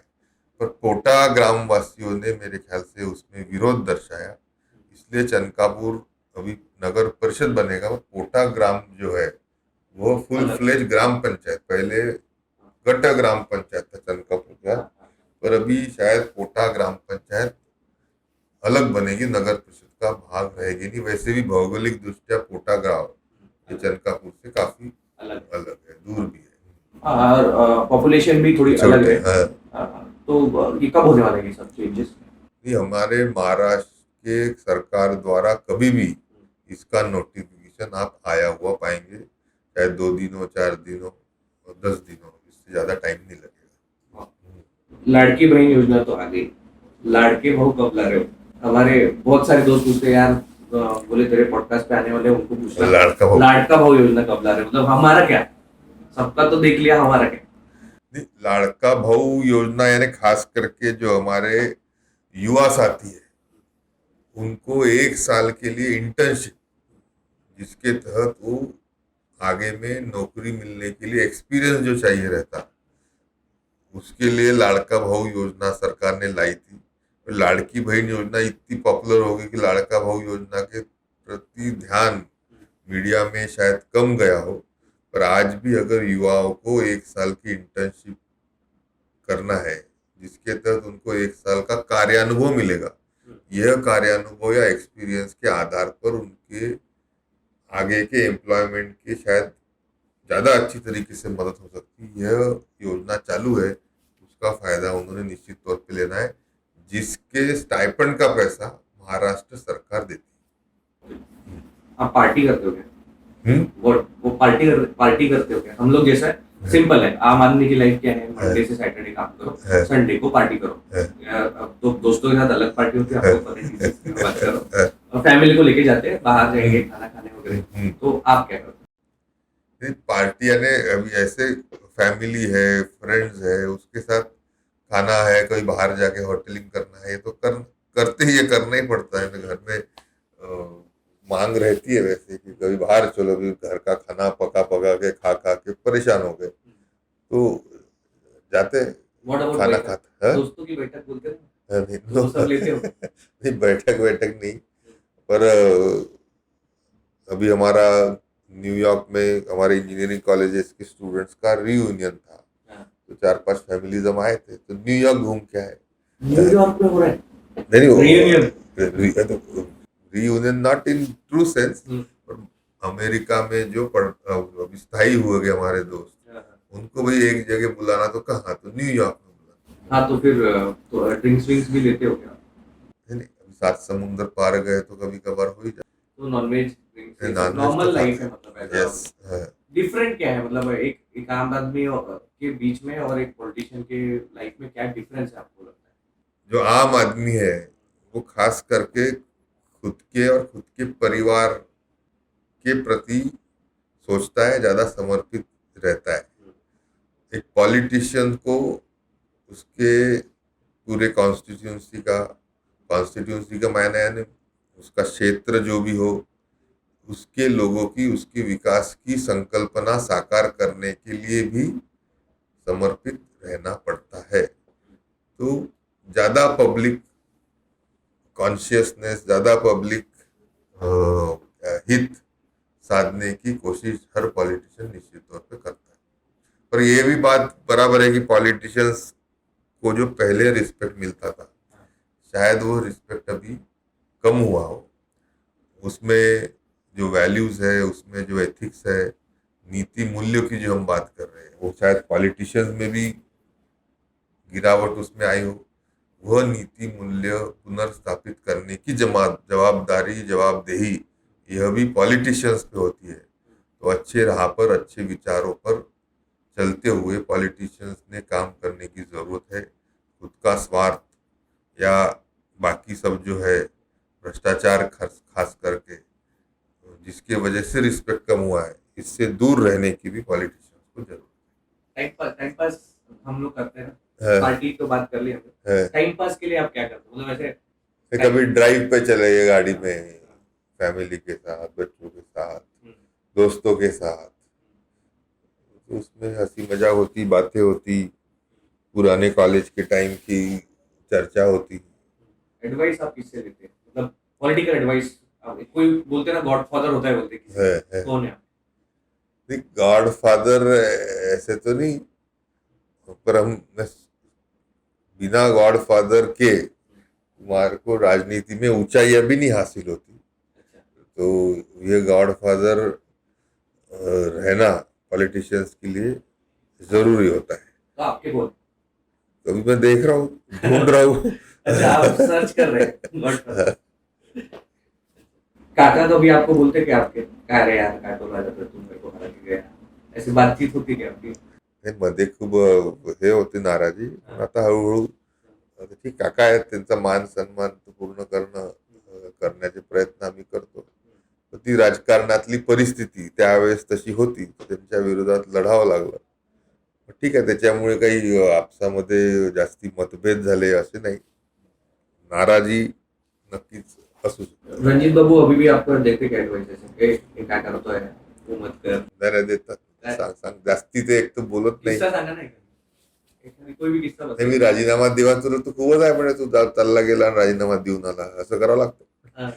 तर ही तुम्ही काय पण ते म्हणता? स्वतः होते आप पे ही गए माझ्या हो, आप पे ही गए हो. म्हणजे स्वतः नाही, ते जो इम्पल्सिव्ह पणा होता तो आता मी कंट्रोल करण्याचे पूर्ण प्रयत्न केले. नहीं, आप डरते नहीं हो, मैंने देखा ऐसे एकदम काट का पार्ट डिसीजन लेते हो। एक दिन मैंने देखा कहीं पे तो वीडियो में कोई तो ट्रक के ऊपर चढ़ गया, रेती वाले ट्रक को पकड़ लिया और उसके ऊपर चढ़ गए थे सीधा। अभी अभी वो अवैध व्यवसाय, अवैध धंधे, ये सब जो हमारे क्षेत्र में बड़े हुए थे, त्याच्यासाठी उस वक्त हमको जो करना था या करना है वो करने में आशीष देशमुख कभी भी रुकेगा नहीं। और निश्चित तौर पे एक्शन मैन आशीष देशमुख बन के रहेगा। व्हाट अबाउट योर अपोनेंट जो है, उनसे बात होती है क्या? कभी कभी बात होती है? बात नहीं, अभी नहीं, चुनाव के बाद नहीं हुई, बिल्कुल भी नहीं। पर हम दोनों विधायक साथ में थे तो होती थी। तो उनसे बात होती थी कि पहले, मतलब कैसे संबंध है आपके उनसे अभी? नहीं, अभी बिल्कुल बंद है। बात ही नहीं होती। नहीं, अभी कहाँ से बात भी नहीं हुई, मुलाकात भी नहीं हुई, पर पहले होती थी। उनके कुछ सपोर्टर्स को मैंने सुना है, वो बोलते हैं की आमचे साहेब सुनील केदारचा हातलेच नाही, ते तो उभेच नव्हते. नाही, ये बोलते हो. ते जनता जनार्दनाने दिलेल्या मतांवर किंवा त्याच्यावर ते अविश्वास दाखवत आहेत. शेवटी जो अहंकार होता तो लोकांनी धुळीस मिटवला आहे. आणि अहंकार किंवा अशा प्रकारचा गैरकृत्य करणं, दबाव करणं, दहशत टाकणं, याला लोकांनी दूर सारलं. आणि म्हणून आता काही जे जरी बोलले असतील तरी आजचा निकाल हा जनतेतल्या मनाचा निकाल लागलाय आणि त्यामध्ये लोक किती हर्षित आहे हे आपण स्वतः लोकांमध्ये जाऊन पाहू शकता. ट्रांसफर ऑफ पीपल हो रहा है क्या? मतलब पार्टी चेंज, मैंने देखा बहुत लोग पार्टी चेंज कर रहे हैं, मतलब कांग्रेस में थे, बीजेपी में आ रहे हैं आपके कॉन्स्टिट्यूशन. आता जर मुख्य धारेमध्ये लोकांना, कार्यकर्त्यांना राहायचं असेल, काँग्रेसच्या कार्यकर्त्यांना राहायचं असेल, विकास त्यांना साधायचा असेल आणि जनतेच्या मनामध्ये जर राहायचं असेल तर त्यांना भारतीय जनता पार्टीमध्ये यावंच लागेल. किंवा तुम्ही जे आमचे अपोनंट म्हणतात हे आता सावनेर विधानसभा क्षेत्राचं अतीत झालं आहे. त्यांच्या पाठीमागे आता काही थोड्या दिवसापुरतं ठीक आहे, पण जिथे जिथे संधी मिळेल तिथे तिथे लोक भारतीय जनता पार्टीमध्ये आल्याशिवाय कार्यकर्ते त्यांचे राहणार नाहीत. ही वास्तविकता मी तुम्हाला सांगतो. किती जण आमच्याशी बोलतात, किती जणांशी काय काय चर्चा झाली हे सखोल न जाता काही दिवसांमध्ये, महिन्यांमध्ये जो अतीत है वो अतीत हो गया है. 11 वर्षापर्यंत जर कोणी विधानसभेची, लोकसभेची निवडणूकच लढू शकणार नाही आहे, तर त्याच्या मागे कार्यकर्त्यांनी राहून करायचं काय? शेवटी प्रत्येकाला आपलं फ्युचर पाहायचं असतं आणि ज्याचं भविष्य चांगलं आहे त्याच्यासोबत येण्याचं काम सगळेच लोक करतात आणि त्यांची कार्यकर्ते करतात. आपको कितने फंक्शंस में जाना होता है दिन में? क्या मतलब शेड्यूल कैसे डिसाइड होता है इतना? मतलब मैंने देखा है, जब भी देख रहा हूँ वीडियो इंस्टाग्राम पे देख रहा हूँ. तरी आता इतक्यात कमी झालं. हम्म. आता उन्हाळा होता, भर उन्हाळ्यात आता पावसाळा त्या निमित्ताने आहे. आम्हाला 2 दिवस मुंबईला विविध बैठका विधिमंडळाच्या असतात आणि विशेष करून मंत्रालयाच्या वेगवेगळ्या मंत्र्यांकडनं, विभागांकडनं जे मतदारसंघाचे कामं करायचे असतात, तर 2 दिवस त्याच्यात जातात. रविवारचा दिवस प्रयत्न करतो मी की घरी फॅमिली सोबत राहायचा, पण बाकीचे जे दिवस आहे 3-4 दिवस ते लोकांसाठी, कार्यकर्त्यांसाठी फिरतो. आणि जेव्हा गावांमध्ये कामं नसतात शेतीचे वगैरे, तेव्हा दौरे जनरली आम्ही लावतो. अच्छा. अन्यथा मग तहसील लेवलचे अधिकारी असतील, जिल्हा लेवलचे अधिकारी असतील, यांच्या माध्यमातून वेगवेगळे विकासाला चालना देण्याचं काम हे आमच्या करावंच लागतं कोणीही आमदाराला. तो लोग नाराज होते क्या आपसे? मतलब कुछ आवेदन लेके आते हैं कि साहब हमारे आओ, और आपके पास टाइम नहीं है, आप अभी जो नहीं जा पाए. निवेदन आवेदनों का एक तो 2 तरीके के रहते हैं. एक तो भाई गांव के लिए कुछ करना है, विकास काम करना है. पर अभी मैं पाता हूँ कि जो बदलाव आया है खास करके लोग खुद के पर्सनल कामों के लिए और उसमें भी जॉब्स के लिए बच्चों के या ऐसी जो निवेदन है वो ज्यादा आते हैं. तो उसमें हम हमारे तरीके से कोशिश करते, मेरे ख्याल से वो भी समझते कि भाई विधायक ने, आमदार ने पूरी तरीके से कोशिश की, पर अभी नौकरियां ही अवेलेबल नहीं है.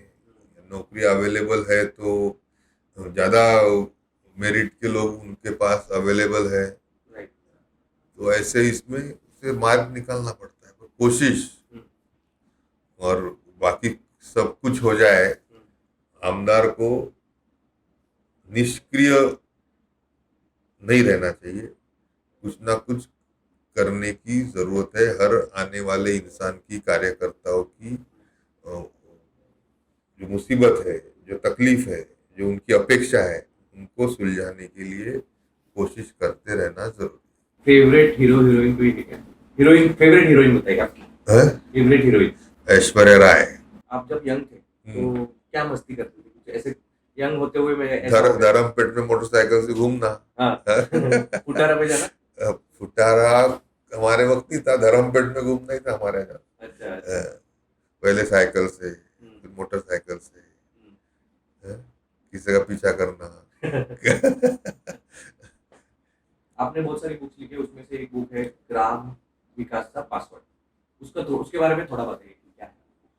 नहीं, मी जेव्हा पहिल्यांदा पहली बार जब मैं विधायक बना, आमदार बना, तो जो अनुभव आए, खास करके कोई सरपंच बनता है, कोई जिला परिषद सदस्य बनता है, कोई आमदार बनता है, और उसके पास क्या क्या ग्राम विकास के लिए करना चाहिए, उसकी एक बुक हो, उसकी एक डायरेक्टरी हो, ताकि यानी सिर्फ रास्ते बन गए या नालियाँ बन गए यानी गांव का विकास है क्या. पर हमारे गांव में शिक्षा का स्तर कैसा है, आरोग्य के लिए हमारे यहाँ कुछ सुविधाएं उपलब्ध है क्या, हमारे यहाँ के युवाओं को या महिलाओं के लिए रोजगार के लिए क्या करना जरूरी है, हमारे यहाँ पे व्यसनाधीन लोग कितने हैं, उनको निर्व्यसनी बनाने के लिए क्या करना चाहिए. ऐसे सभी विषय को लेकर तभी मैंने ग्राम विकास का पासवर्ड ये बुक लिखी थी. कहाँ से ले सकते हैं? ये ऑनलाइन भी अवेलेबल है या वो प्रकाशन जो है उनके पास बुक्स देखना पड़ेगा, और ऑनलाइन अवेलेबल है. तो मैंने उसको QR कोड बना के सबको भेजी थी. तभी अभी मैं लेटेस्ट जो लिखा लोकसभा चुनाव के पहले, वो भारत नवनिर्माण, जो मोदी जी के 10 साल के कार्यकाल में भारत का जो नवनिर्माण हुआ है, जो नई तरीके की आत्मविश्वास, नई तरीके की सोच आज भारत में पाते हैं. एक ट्रिलियन डॉलर इकोनॉमी हो, आने वाले समय में विश्व गुरु बनने के लिए जो कोशिशें हुई है अलग अलग विभागों में, उसका लेखा जोखा फिर डिफेंस से लेके तो रेलवे तक मैंने देने की कोशिश की है। भारत नवनिर्माण। अगर आप महाराष्ट्र के सीएम हैं अरे तो आप कौन से 3 की डिसीजन लेंगे? कुछ आज भी की situation के करके हिसाब से क्या decision? विदर्भ के किसानों की आत्महत्या रोकना, ये मेरा सर्वोपरि प्रयत्न रहेगा। और उसके लिए जो भी सब करना पड़े वो निश्चित तौर पे वॉर फुटिंग पे मैं करूंगा। तो देवेंद्र जी उस पर ध्यान नहीं दे रहे? नहीं, वो अपनी तरीके से पूरी कोशिश कर रहे हैं, पर जो किसानी तकलीफ में आ गई है उसको बाहर निकालने के लिए मेरे ख्याल से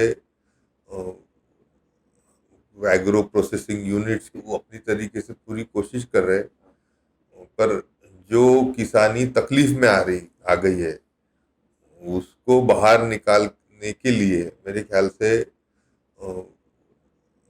एग्रो प्रोसेसिंग यूनिट्स की ज़रूरत है।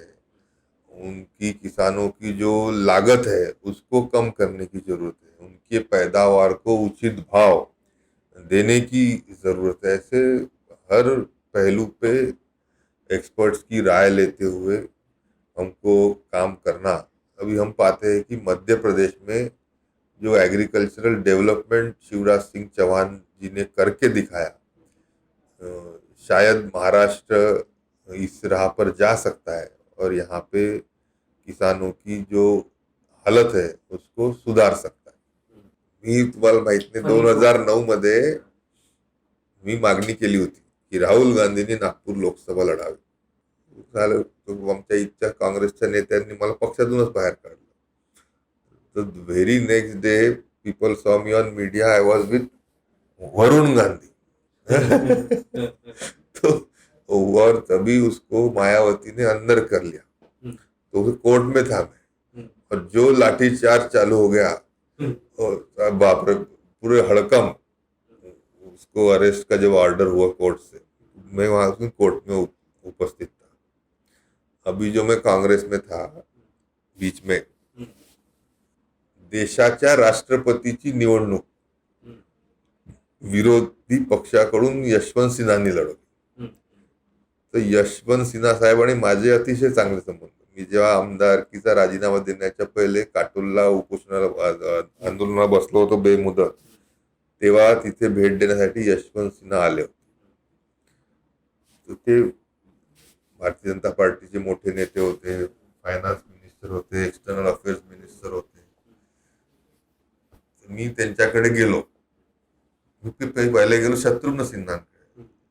म्हटलं कोई चुनाव आ रहे हैं, अजून खिलाफ का कौन उम्मीदवार रहेगा ये पता नहीं है, तो क्या करना. बोले मला यशवंत जी को चुनाव लड़ा, तेरा सजेशन तो अच्छा है, बोले तू जाके यशवंत भाई से मिलो. मैं गया, 1 घंटा बैठा रहा. तो उनको इसके लिए कन्विंस करने का काम, देश का राष्ट्रपति का चुनाव लड़ाने की जो पहली जो आइडिया थी यशवंत सिन्हा के मन में मैंने डाला. उसके बाद तो चुनाव लड़े, ठीक है, वो तो उनके आना मुश्किल था, और पूरे राज्य में प्रचार भी हमने किया. और फिर भारत की सबसे पुरानी पार्टी कांग्रेस पार्टी, उसका राष्ट्रीय अध्यक्ष खरगे साहब के खिलाफ शशि थरूर को लड़ाने के लिए तभी भी हमने कोशिश की, और उनका प्रचार पहले दिन का दीक्षा भूमि से तभी मैंने चालू कराया था. तो खरगे साहब के खिलाफ शशि, अन्यथा तो खरगे साहब गांधी परिवार के नुमाइंदे हैं, उनके खिलाफ कोई लड़ेगा नहीं. तो पूरे महाराष्ट्र से सिर्फ मैं अकेला था जो शशि थरूर को जाके हमने उसको कन्विंस तो कर ही लिया था. फॉर्म भरने के बाद भी मैं था. तो देश का राष्ट्रपति का चुनाव लड़ाने का काम, और भारत के सबसे पुरानी और सबसे कांग्रेस पार्टी का राष्ट्रीय अध्यक्ष लड़ाने का काम भी मैंने किया. मतलब नागपुर में बैठ के आप वो नेशनल पार्टी के उनके भी कैंडिडेट आप ही चुन रहे हैं. चुन नहीं रहे, ठीक है, वो थे, कॉन्टेक्ट है, पहचान है, वो सब जुड़ गया। फिर ममता बनर्जी भी तैयार हो गई, शरद पवार तैयार हो गए, संजय राउत तैयार हो गए, तो सबने मिलकर फॉर्म भर दिया। और तो जो फॉर्म भरे हमने पार्लियामेंट में, तभी हम सब लोग साथ में थे, अखिलेश यादव, राहुल गांधी, लालू प्रसाद यादव, शरद पवार। 2009 का चुनाव मैं करीब करीब जीत गया था। ये मैं प्रचार खत्म हुआ, आराम से मैं नहा धो के 5 बजे घर में आके टीवी देख रहा था, तो तभी किसी का फोन आया, नहीं बोले इधर प्रचार करने आओ। प्रचार करने में निकला तो हमारे खिलाफ वालों को चांस मिल गया, हमला कर दिए। तो हमला हुआ तो हमारे दूसरे कैंडिडेट पे हमला हुआ, तो दूसरे दिन छोटे छोटे गांव के कार्यकर्ता तभी सब आके सावनेर में जमा हो गए। या शायद थोड़े वो डर भी गए होंगे, तो प्रचार, आखिरी दिन का प्रचार भी उतने अच्छे से नहीं होगा। अगर वो मैं बाहर नहीं निकलता उस दिन घर के, तो 2009 में ही मैंने सावनेर विधानसभा जीत ली।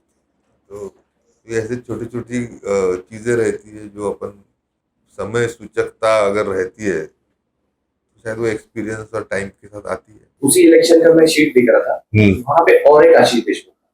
हाँ, उसने 1700 वोट लिए, मैं 2700, यानी आधे करो तो उतने वोटों से हार गया। वो इस इलेक्शन में भी आपके साथ तो वो आशीष देशमुख और एक थे, वो 700 अमोल देशमुख तो थी। हाँ। उनके बारे में बताइए, कैसे चल रहा है? नहीं, ठीक है, वो कोशिश कर रहा था, मेहनत कर रहा था, तो चुनाव लड़ लिया उसने। नहीं तो वो भाई भाई को एक ही इसमें उतारने का किसका प्लान है? नहीं, फिर लोग समझदार है, लोगों ने उचित निर्णय लिया। पर वो तो इंडिपेंडेंट खड़े थे, तो उन्होंने अभी वो कांग्रेस के साथ में क्या अभी? नहीं, मेरे ख्याल से उसने कांग्रेस के खिलाफ जाके चुनाव लड़ा, तो शायद नहीं होगा। अच्छा, ऐसी कोई चीज बताओ जो आपको जनरल अपने कंस्टिट्यूएंसी के लोगों को बताना है, जो लेकिन आप नहीं बता पाते कि यार ये मत करो। नहीं, एक बात माननी पड़ेगी कि ठेकेदारी और कार्यकर्ता, कोई भी पार्टी को, ये सब एक हो गए। जो कार्यकर्ता है वो ठेकेदार है, जो ठेकेदार है वो कार्यकर्ता है। ये बुरी बात है। और फिर उसमें से काफी सारे कॉम्प्लिकेशंस तैयार होते हैं। तो अच्छे दर्जे का काम ठेकेदारों ने भी करने की जरूरत है। अधिकारियों ने किसी के दबाव में न आते हुए वो जो सरकारी काम हो रहा है वो ज़्यादा अच्छा, कम पैसे में कैसा हो, उसमें कुछ भी तरीके का भ्रष्टाचार न हो, इसकी पुरजोर कोशिश अधिकारियों ने करनी चाहिए। और अगर वो नहीं करते तो उनको बख्शा भी नहीं जाना चाहिए। पर ये जो ठेकेदारी और कार्यकर्ताओं का जो समीकरण बना है वो गलत बात है। आपके ऊपर जो 2009 में हमला हुआ था, आप बोल रहे हो, तो इस इलेक्शन में आपको डर नहीं लगा कि मैं यार फिर से कुछ बोलूंगा? आप तो इस बार ऐसे बात कर रहे थे कि बाप रे। तभी मैं गुड फेथ में था, गुडविल में था। इस बार मैं पूरी तैयारी के साथ था। हाँ, तो इस बार तो अगर हाथ उठते तो हाथ काटने की भी तैयारी पूरी तरीके से हमने करके ही चुनाव लड़ा था। एक सवाल ये है कि आपने अभी सबसे पहले तिरंगा रैली का आयोजन किया खापरखेड़ा में, तो वो कैसे आपने कॉन्सेप्ट में लाया और कैसे स्टार्ट किया? मुख्यमंत्री जी के उपस्थिति में सावनेर विधानसभा क्षेत्र में या नागपुर ग्रामीण में तिरंगा रैली हमने निकाले। और जो ऑपरेशन सिंदूर के द्वारा राष्ट्र भावना, देशभक्ति जो हर नागरिक में जागृत हुई, उसमें हमारे देहातों के किसानों में भी कमी नहीं थी। तो गांव के ग्राम पंचायत में आके मुख्यमंत्री जी के उपस्थिति में तिरंगा रैली बहुत ही यशस्वी से हुई। और जो हमारे भारतीय सेना ने दैदीप्यमान पराक्रम ऑपरेशन सिंदूर के द्वारा किया, टेररिस्ट इंफ्रास्ट्रक्चर पीओके में हो, पाकिस्तान में हो, उसको नेस्तनाबूद किया। इतना ही नहीं, जो पाकिस्तान के एयर बेसेस थे वहाँ पे भी हमला करके उनके रनवेज को बिगाड़ने का काम किया और पूरी प्रिसीजन के साथ किया, जिसके द्वारा जन सामान्यों को तकलीफ नहीं हुई। और जो मैसेज पाकिस्तान को मेरे ख्याल से पूरी ताकत के साथ मिला है कि आगे अगर टेररिस्ट कार्रवाई होती है, हमारे यहाँ के निष्पाप नागरिकों के ऊपर हमला आतंकवादी लोग करते हैं, तो भारत अभी चुप नहीं बैठेगा। ऑपरेशन सिंदूर अभी भी खत्म नहीं हुआ है, और इसी तरीके की जरूरत अगर पाकिस्तान करता है तो आने वाले समय में पीओके को भारत अपने में समा लेने की ताकत निश्चित तौर पर रखती है। यह क्लियर मैसेज तिरंगा रैली के माध्यम से आज हर गांव कूचे तक पहुंचा है। तो आपको लगता है कि पीओके के ऊपर अटैक करके ले लेना चाहिए? नहीं, सभी को लगता है कि अगर कश्मीर का कुछ बड़ा हिस्सा पाकिस्तान ऑक्यूपाइड है, वह हिस्सा भारत का अभिन्न अंग है, और देर सवेर उसको भारत में लेना ही पड़ेगा। मैं तो कहूँगा कि वहाँ की जो नागरिक है वो भी पाकिस्तान से त्रस्त है, उनको भी भारत में समावेश अच्छा लगेगा। आपका लता मंगेशकर हॉस्पिटल है, तो उसके बारे में थोड़ा बताइए, क्या है, कैसे वो बना है? नहीं, एक तो उसमें क्या देखिए है? उसका नाम लता मंगेशकर, जो भारत रत्न लता मंगेशकर ज्ञान साम्राज्ञी है, जिसको पूरे देश में नहीं विदेशों में समूचे विश्व में उनकी ख्याति है। ऐसे लता मंगेशकर हॉस्पिटल के नाम पर हमारे पिताजी ने 1990 में हॉस्पिटल चालू किया, और आज हम पाएंगे कि लाखों लोग हर साल लता मंगेशकर हॉस्पिटल में बहुत ही कम दरों में अपने स्वास्थ्य सुविधाएं लेते हैं।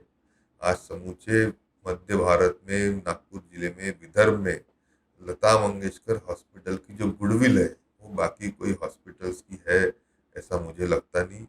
नामांकित डॉक्टर और उपकरणों में, इक्विपमेंट्स में जो भी लेटेस्ट हो वह उपलब्ध अंडर वन रूफ, एक ही हॉस्पिटल में हर तरीके की सुविधाएं सुपर स्पेशलिटी से लेके जनरल स्पेशलिटी तक हमको मिलती है। छोटे बच्चों से लेके हर जो स्वास्थ्य संबंधित परेशानी है, ऑपरेशन है, सर्जरी है, ट्रीटमेंट्स है, नए इक्विपमेंट्स है, अच्छे से अच्छे डॉक्टर है, वो मुहैया कराने का काम हम लता मंगेशकर हॉस्पिटल से करते हैं।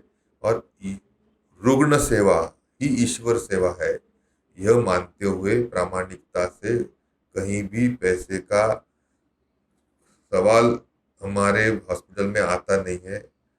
गरीबों को, देहात के किसानों को, मजदूरों को अच्छी से अच्छी स्वास्थ्य सुविधा हम दे रहे हैं।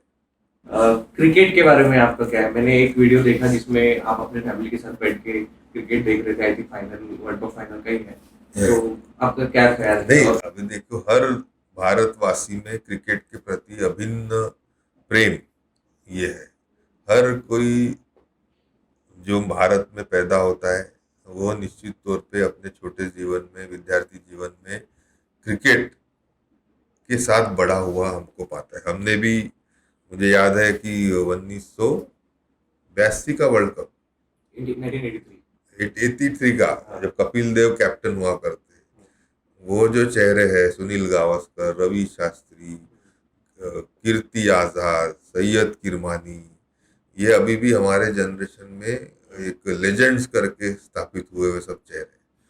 और नया नया टीवी आया था, वो तो हर घर में सिर्फ क्रिकेट का मैच, संदीप पाटिल हो, वेंकट रमन हो, और फिर वो वेस्ट इंडीज की टीम क्लाइव लाइड हो, विवियन रिचर्ड्स हो, तो वो हमने छोटेपने में जो देखा, क्रिकेट अभी बदल गया है।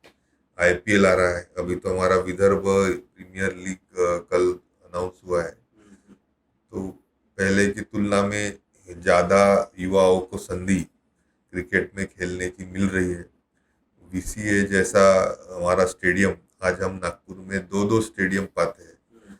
निश्चित तौर पे उसकी वजह से क्रिकेट के गेम में ज़्यादा अपॉर्चुनिटीज लोगों को है। हमारे वलनी का उमेश यादव, ये अभी स्टार क्रिकेटर बना है, इंटरनेशनली वो खेला है, आईपीएल खेलता है। तो ऐसे सब लोगों को क्रिकेट में अभी प्रसिद्धि भी मिल रही है, पैसा भी मिल रहा है। मैं चाहूँगा कि जो विदर्भ प्रीमियर लीग है उसके द्वारा यहाँ के हमारे स्थानिक लोगों को और ज़्यादा क्रिकेट में अपॉर्चुनिटी मिले, ताकि वो भी अपना करियर क्रिकेट में अच्छा कर सके। ठीक है। नहीं, देखिए, छत्तीसगढ़ जब स्थापन हुआ तभी स्वाभाविक रीत्या विदर्भ में मांग उठी कि छत्तीसगढ़ के साथ साथ विदर्भ राज्य भी बने। हमारे पिताजी बहुत बढ़ चढ़कर इसमें सहभागी हुए, पूरे विदर्भ के हर जिलों में जाना, गांव देहातों तालुकों में जाकर विदर्भ के प्रति एक वातावरण बनाने का काम उन्होंने किए। तो ये हमने देखा था, इसलिए जब तेलंगाना राज्य 2013 में बन रहा था, वापस हमने कोशिश की कि विदर्भ के राज्य की मांग और पुरजोर तरीके से सामने आए। तो मैंने तभी अनशन किया, वो आमरण अनशन था, और नई नई सरकार बनने की पहले की बात है। तो मुझे याद है कि राष्ट्रीय अध्यक्ष के तौर पर नितिन जी मेरा अनशन छुड़वाने आए थे 8वें दिन। तभी हमको आश्वासित किया गया था कि अगर सरकार आती है तो विदर्भ राज्य के प्रति हम सहानुभूति पूर्वक विचार करेंगे। ऐसे इसके बाद में हमने नागपुर से लेके सेवाग्राम तक युवाओं को लेके पद यात्रा की, फिर एक बार की विदर्भ बनना चाहिए, और खास करके हर कॉलेज में जाके विदर्भ क्यों बनना चाहिए, उससे क्या क्या फायदे हैं, ये समझाने की कोशिश पूरे विदर्भ में की। और एक 8-10 हजार लोगों का पद यात्रा हम सेवाग्राम तक ले गए। तो विदर्भ के प्रति आंदोलन हमने एक बार तो हमने पूरे युवाओं को लेके मोटरसाइकिल रैली, ये 11 जिलों में विदर्भ के, नागपुर से गोंदिया से लेके बुल्ढाना तक हम उसमें गए, घूमे। जन भावनाएं जब तक विदर्भ के प्रति सामने नहीं आती तब तक शायद विदर्भ बनना मुश्किल है।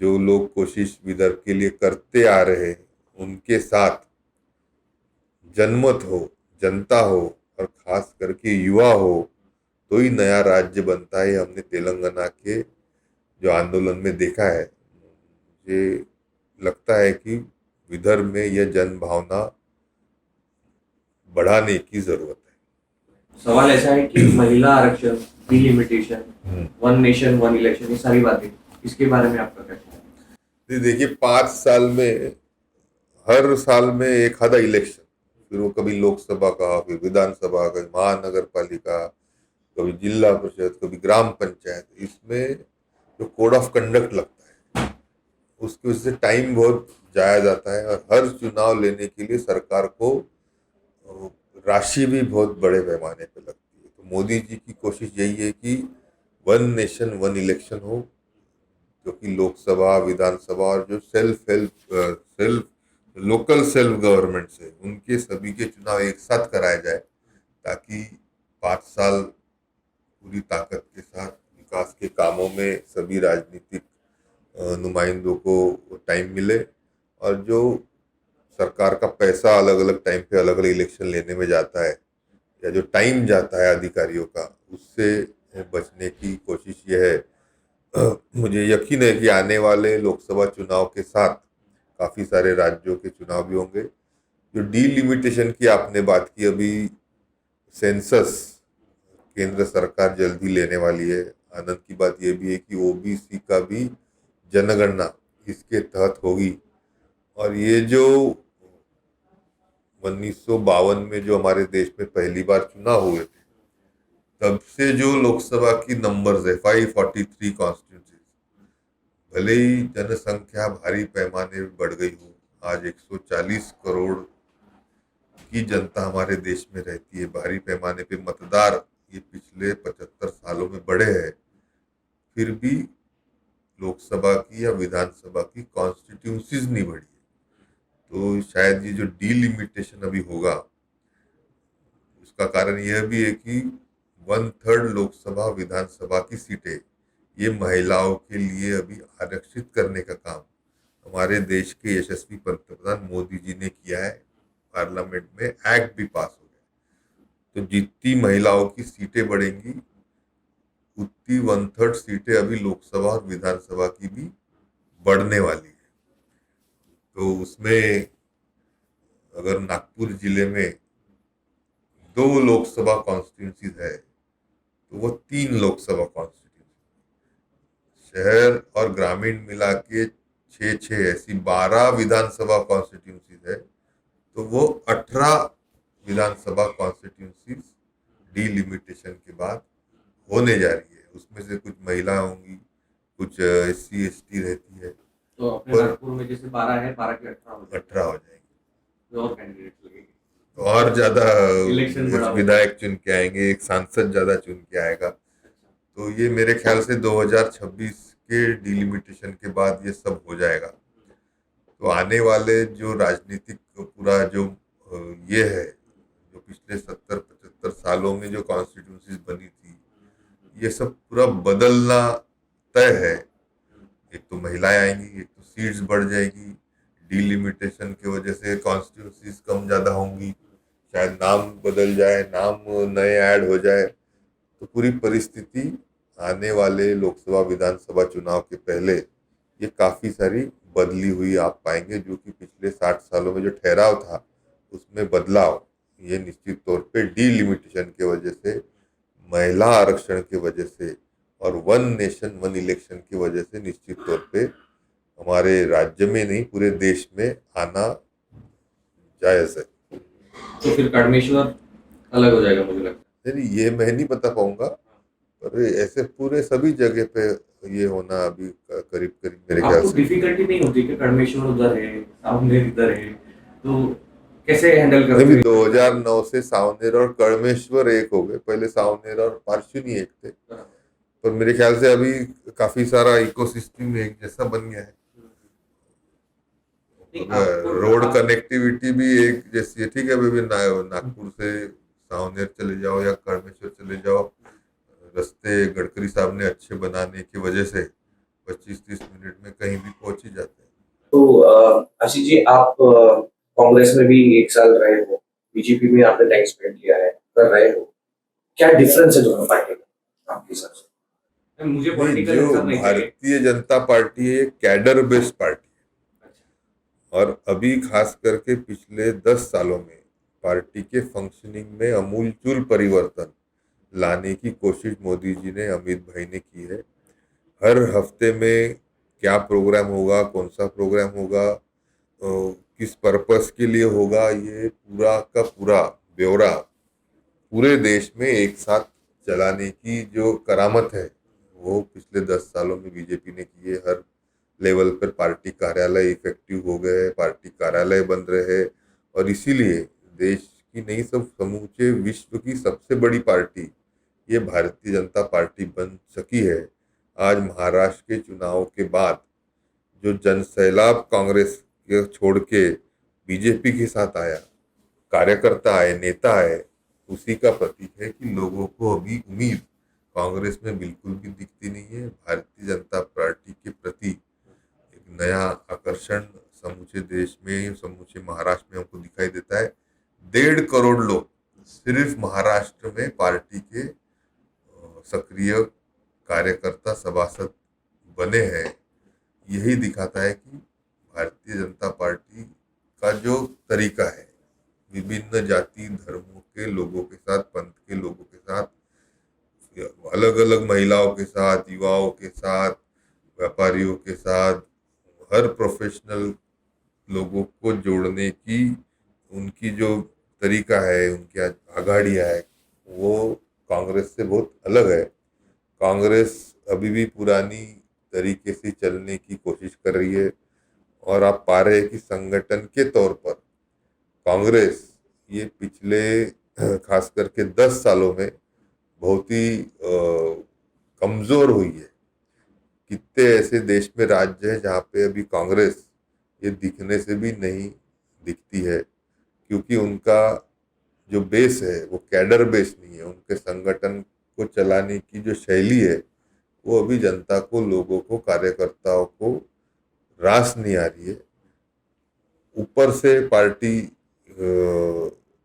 का चलना अभी मुश्किल होते जा रहा है। ऐसे में हाईकमांड के प्रति जो लॉयल्टी फैक्टर पहले कांग्रेस में था वह भी कम हुआ है।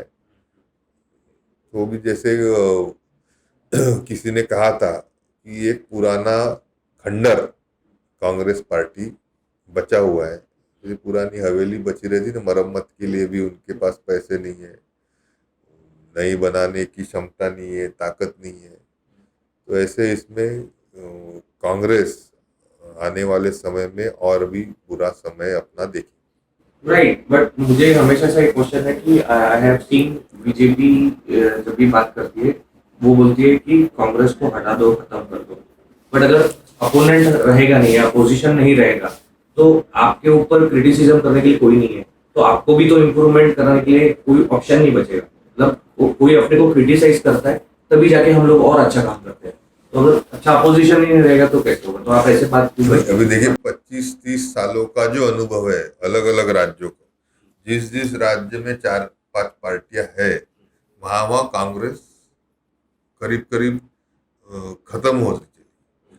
आज हम महाराष्ट्र में देखिए, मुंबई महानगर पालिका में, ठाणे महानगर पालिका में, कल्याण डोंबिवली महानगर पालिका में, नासिक पुणे हो, संभाजीनगर हो, इसमें कांग्रेस का अस्तित्व ही बचा नहीं। अभी जो बचा है वो सिर्फ विदर्भ में, नागपुर अमरावती में दिखता है।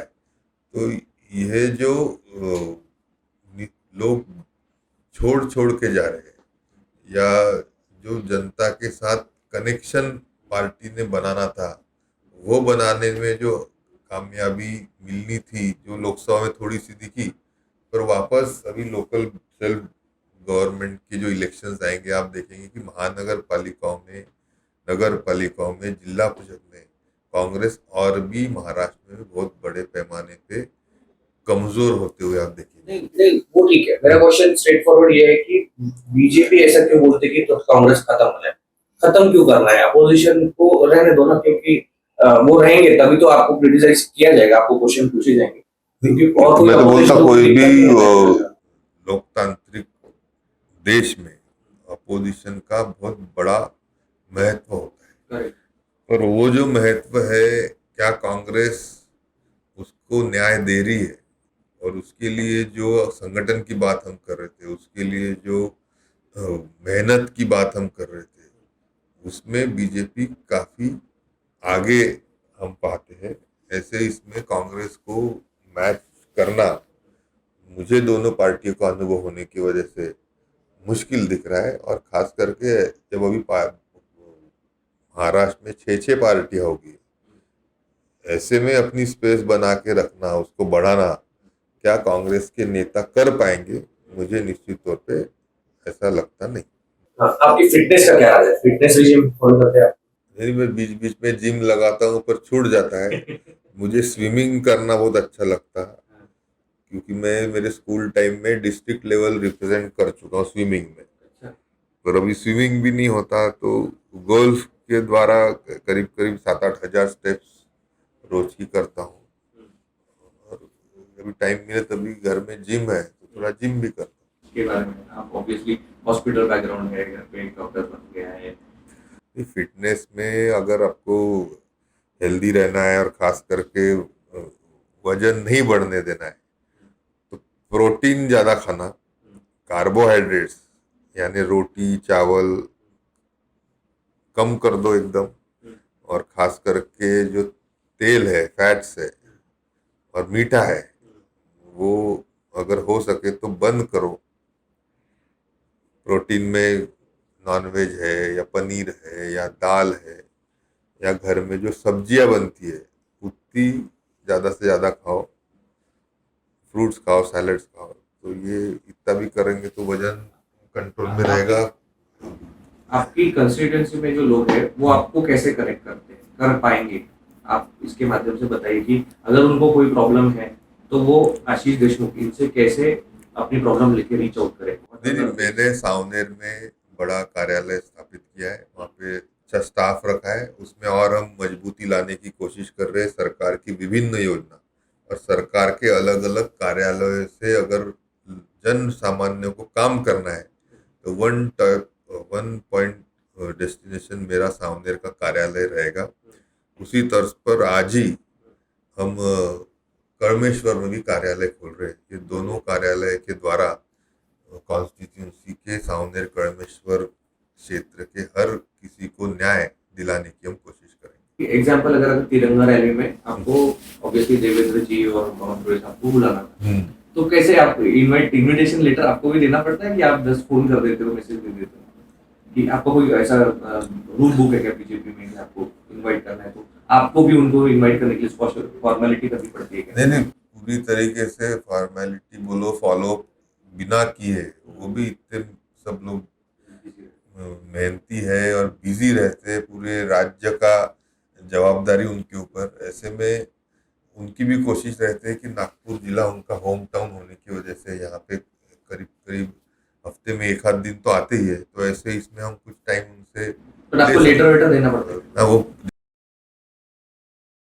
देना ही पड़ता है। उसके सिवा इतने बड़े चीफ मिनिस्टर का टाइम मिलना मुश्किल है, उनकी सिक्योरिटी रीजंस रहते हैं, उनके बाकी के सब। उनके बारे में थोड़ा बताइए। वो मैं तो चाहूंगा कि देवेंद्र जी भी हमारे पास आए, मैं उनके साथ भी पॉडकास्ट करना चाहता हूँ, वो भी आमदारी है इस प्रोग्राम में, तो आप उनके बारे में कुछ बताइए कि वो उनका क्या। देवेंद्र जी एक फॉरवर्ड लुकिंग इंसान है। उनकी डेवलपमेंट की जो विजन है उसके द्वारा आज महाराष्ट्र ये डेवलपमेंट की ओर बहुत जलद गति से बढ़ रहा है। आज अगर बम्बई जाते हैं तो पूरी लोकल ट्रांसपोर्ट हो, रोड्स हो, कोस्टल रोड हो, अटल सेतु हो, मेट्रो की कनेक्टिविटी हो, फिर वो मुंबई में हो, पूना में हो, नागपुर में हो, यह अगर पॉसिबल हो पाया है तो वो देवेंद्र जी की दूरदृष्टि से, और उन्होंने जो परफॉर्म करके दिखाया। कितने ही ऐसे प्रोजेक्ट्स थे जो सालों से सिर्फ कागज पे थे, आज अगर धरातल पे आए हैं तो उनकी मेहनत, उनकी विजन और उनकी लगन निश्चित तौर पे गुल खिलाई है। जो उनका इस गवर्नमेंट का फोकस दिखता है, उन्होंने पहले जो चैलेंज थ्रो किया था वो 100 डेज में हर कार्यालय ने जो अपने अपने जवाबदारी को कार्यान्वित किया, उससे अपन देख सकेंगे। तो मुझे लगता है कि technology, transparency, corruption free state, ऐसी जो उनकी करने की मंशा थी वो अभी ये रेजिम में वो करने की कोशिश कर रहे। पूरा व्हाट्सएप के ऊपर जो आप बात बोल रहे थे ना कि एमएलए से कैसे अपेक्षाएं रहती है, वो भी गवर्नमेंट की हर चीज ये व्हाट्सएप के द्वारा जनता को अवेलेबल रहेगी। उसको कार्यालयों के चक्कर नहीं काटने पड़ेंगे या विधायकों के चक्कर नहीं काटने पड़ेंगे। मेटा जो हमारा व्हाट्सएप का ये है, उसके द्वारा सॉफ्टवेयर अभी जल्द ही लॉन्च होगा, और हर सरकार की जो काम जनमानस को लगते हैं वो उसके हाथ से, मोबाइल से अभी वो कर पाएंगे। अभी आप देखते हैं कि लाड़की बहन योजना हो, किसानों के लिए विभिन्न योजनाएं, वो डायरेक्ट बेनिफिट ट्रांसफर के द्वारा उनके खातों में जाती है। ये पहले आपने कभी सुना नहीं था, ये देवेंद्र जी ने स्टेट में करके दिखाया। एग्रीकल्चर की बहुत सारी स्कीम्स, ये फोटो भेज के अभी अपन कर सकते हैं। तो ये सब चीज में जो बदलाव और टेक्नोलॉजी का यूज गवर्नेंस में लाने का काम, जिसकी वजह से ट्रांसपेरेंसी बढ़ी है, यह भी देवेंद्र जी के कार्य गुणों का एक पहलू है, जिसकी वजह से एफिशिएंसी और ट्रांसपेरेंसी गवर्नेंस में आ रही है। नमस्ते, मैं आशीष देशमुख। आज 31 मई, आज का दिन समूचे विश्व में नो टबैको डे करके मनाया जाता है। तंबाकू ऐसी पदार्थ है जिसके द्वारा हमें कैंसर की संभावना होती है। कैंसर और तंबाकू के द्वारा जीवन और फैमिली यह तकलीफ में बहुत बार और बहुत बड़े पैमाने पे आते हमने देखी है।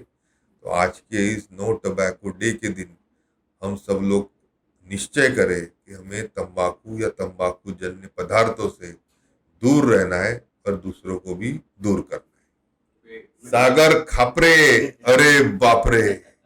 ये जो पॉडकास्ट है, ये सागर खापरे जो कि खुद एक आईटी इंजीनियर है, और उन्होंने कोशिश की है कि अपने विधायकों के साथ, अपने आमदारों के साथ लोगों की और ज्यादा अच्छी तरीके से पहचान हो।